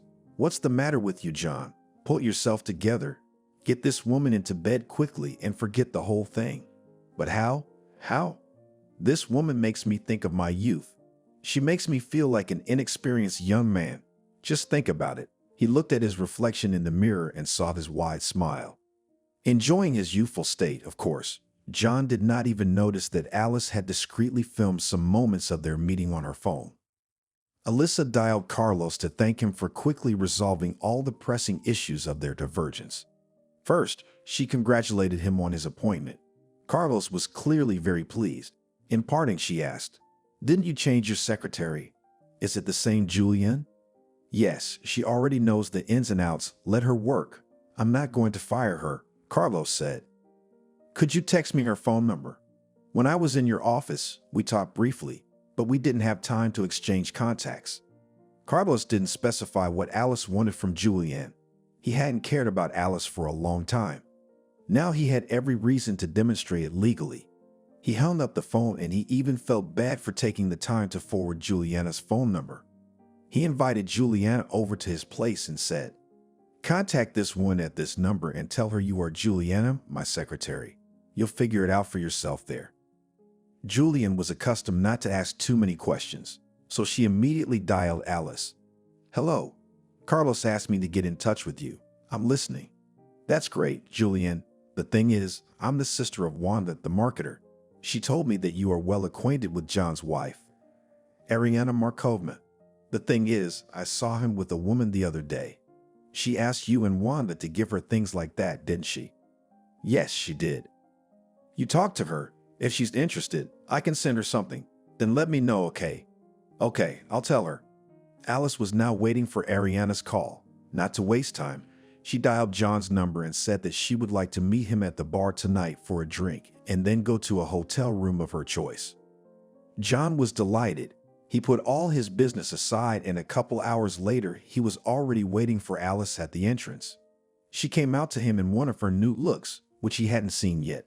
Sitting at the bar, he began to talk about his connections and achievements, which he was used to showing off in any public. He is usually listened to in silence and nodded his head. But this Alice was also behaving in an unexpected way. "We once played golf with friends in one of the castles in Britain. The British have always been known for their vanity. How can simple games be turned into rituals? I realize that this is all left over from the aristocracy of the last century. But this is the 21st century. The world loves mobility and practicality. I don't understand why it's so complicated. Do you agree with that? Alice interrupted John. Yes, perhaps there is such a thing. John again fell into the state of a student before the exam. Alice, why are you still on a first-name basis with me? We've known each other for a long time. You can use you. John tried to soften the situation for himself. No, I think I'll continue to address you as you, because a polite form of address automatically emphasizes personal boundaries between people. And that means it's easier to maintain respect between people. It's not a small thing, is it? Alice asked. John wondered. Ariana had been bugging him all his life about his disregard for personal boundaries. He wasn't sure if she respected him. He suddenly discovered that it was Alice's polite treatment that kept him from displaying his usual consumerist behavior toward women. That's why she seems so unattainable. Right now, she's declaring that she wants to stay that way. And he doesn't have a single argument to parry against that. Throughout the evening, as soon as he started talking about his possibilities, Alice kept turning the conversation into a philosophical direction. After a while, Alice declared that she was tired. They agreed to go to a hotel. They arrived at the hotel and settled in the room. Alice ordered some water. When the water arrived, she poured herself and John a drink. Then she said she needed to call her daughter. The conversation with her daughter went on for a long time. John sipped his water out of boredom and watched TV, then decided to lie down in bed and relax. When Alice finished talking to her daughter and returned, John was already snoring on the bed. Alice undressed, lay down next to him and took many spectacular pictures. Then she got dressed, tiptoed out of the room and hailed herself a cab home. It didn't take long to get a call back from Uion. She called to say that Ariana herself was willing to meet to find out about her husband's next fling. Alyssa asked for her phone number and thanked Uion for her help. When Alice was just about to contact Ariana Markovna, she received a call from John. I understand you've been very tired lately. I'm sorry that yesterday your tiredness was stronger than your passion for me, Alice said. I'm very embarrassed about that. It doesn't usually happen to me. John started to make excuses like a delinquent teenager. Alice interrupted him again. I've fallen into a kind of ambivalence. I don't know how to get out of this state. As soon as I can get out of it, I will let you know about it. After these words, Alice said goodbye and hung up the phone. Of course, she didn't tell him that she had put sleeping pills in John's water glass. She leisurely settled down on the couch and began her correspondence with Ariana Markovna. After a polite greeting, Alice sent a video of John trying to give Alice an expensive bracelet. She refused to accept the gift. She then sent photos from the hotel room with the caption, "But I still couldn't resist his pressure." Emotional Ariana completely lost control of her emotions from what she saw. On top of that, she was furious that the evidence was being sent to her not by an outsider, but by her new fling Jonah himself. Jonah was exhausted from his missed chance to spend the night at the hotel with Alice. He was also deeply ashamed of her. In the evening, Ariana had given him another jealousy show. Whereas before he had been pestered for actual cheating, this time he heard a torrent of insults for nothing. He hadn't been able to convince Ariana that things hadn't worked out with Alice. Ariana wasn't going to stop at just figuring things out. The anger she had gotten from Alice's insolence was not going away. John, when he realized that he could only escape from this scandal, went to his country house. For several days, he did not call Alice. He kept waiting for her to call and triumphantly report that she had avenged him in this way. But then he remembered that during the months of his courtship, Alice had never called him. Now she certainly wouldn't call John, talk to himself. Why am I waiting for her to call at all? I need a distraction, thought John, and invited his friends to his country house. All evening while his friends were having fun, John sat frowning. He tried to keep the conversation going, but he wasn't very good at it. He was terribly annoyed that he had literally become a slave to this cell phone and wished with all his soul that Alice herself would call for once. Strangely enough, Ariana didn't bother him one bit. When people do not love each other, it is very difficult to build a relationship on just one woman's desire.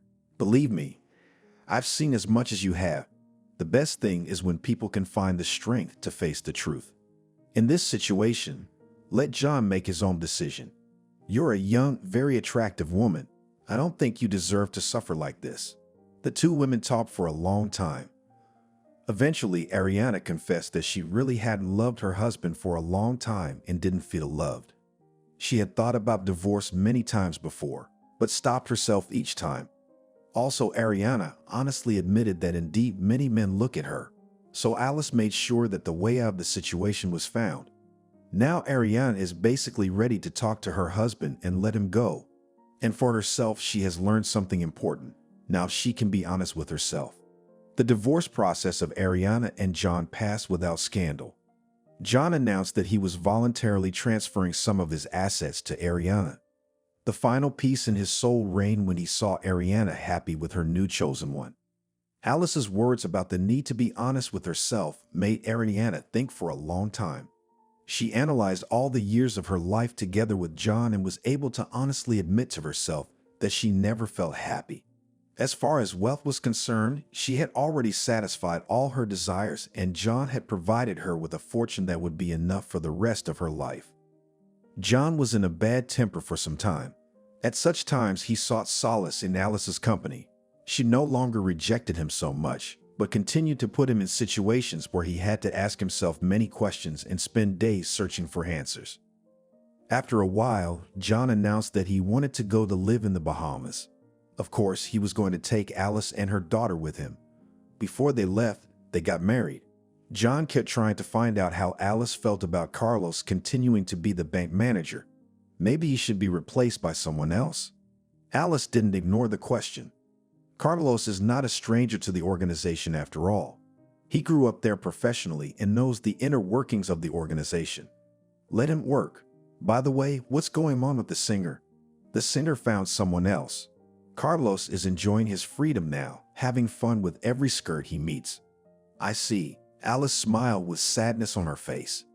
It had been years. The sea and sunshine of the Bahamas incredibly transformed the couple. Alice gave birth to a son.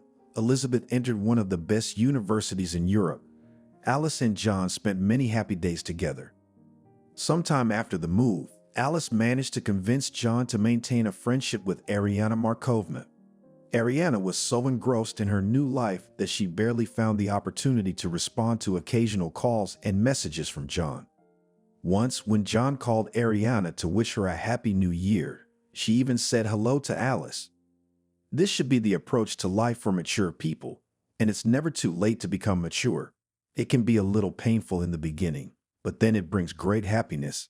Ariana won't let us lie about that. That's how Alice commented and was genuinely happy for her. Carlos, I'm sorry, but there are some people there. They say they're from the auditing company, demanding to see you, Carlos' secretary said. Strange, we weren't expecting any auditors. Invite them in, Carlos said. 3 solid-looking men walked into the bank director's office. It turned out that one of them even knew Carlos. We have been commissioned to conduct an audit of your organization, said one of the men. Who is the client? Carlos asked with concern.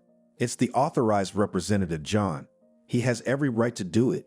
We checked the documents before we entered into the contract, so we only have 3 days to go. Carlos was left puzzled, but he had no right to refuse these experts. After John's death from an accident, Carlos allowed that an heir would soon appear and there might be some hassle.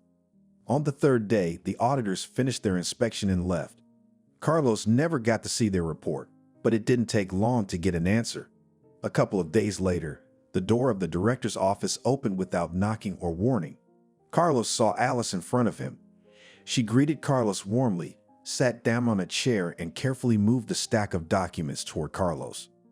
Carlos, your late boss John and I trusted you like we trusted ourselves. And the audit revealed an obscenely large overspend, Alice said, pulled out a paper, wrote a 7-digit number on it, and placed the paper on top of the stack of documents. I'm ready to hear all your versions of how you're going to pay off that amount, Alice said and looked at Carlos carefully. As expected, the direct heir to John turned out to be Alice. She was now Carlos' de facto supervisor. The unexpected inspection took Carlos by surprise, and he had no time to do anything about it. As an option, I suggest you settle this within the law. But in that case, you'll have to go to jail, Carlos. Alice continued to remain unperturbed. Alice, give me time. I'll be sure to pay off all my debts. How can you do that? I've served this organization faithfully for so many years, and it's unfair to end up in jail, Carlos pleaded. All right, you've convinced me. We won't put you in jail. But you can't stay in this place any longer either. So I suggest you write your own resignation now. Well, my kindness doesn't end there. As an old friend, I can offer you a position as a security guard in this building. True, the income is not comparable, but you will have a chance to learn discipline, said Alice. Carlos had no choice but to write a letter of resignation. Of course, the offer to work as a security guard was a mockery on Alice's part. Carlos decided to give himself time to rest to decide on his future prospects. A few days later, he learned from former employees that Alice had appointed her brother Slava as the head of the bank. Carlos could not find words to comment on all this. What could he say? Alice, the full owner of the organization, as she decides, so she does. Only now Carlos realized that years ago he had vainly thought Alice was an uninteresting, characterless woman because she accepted all the rules of the game Carlos was playing. Now he realized that it was her personal decision. Her loyalty and ability to be honest was not a weakness, but actually turned out to be her strength.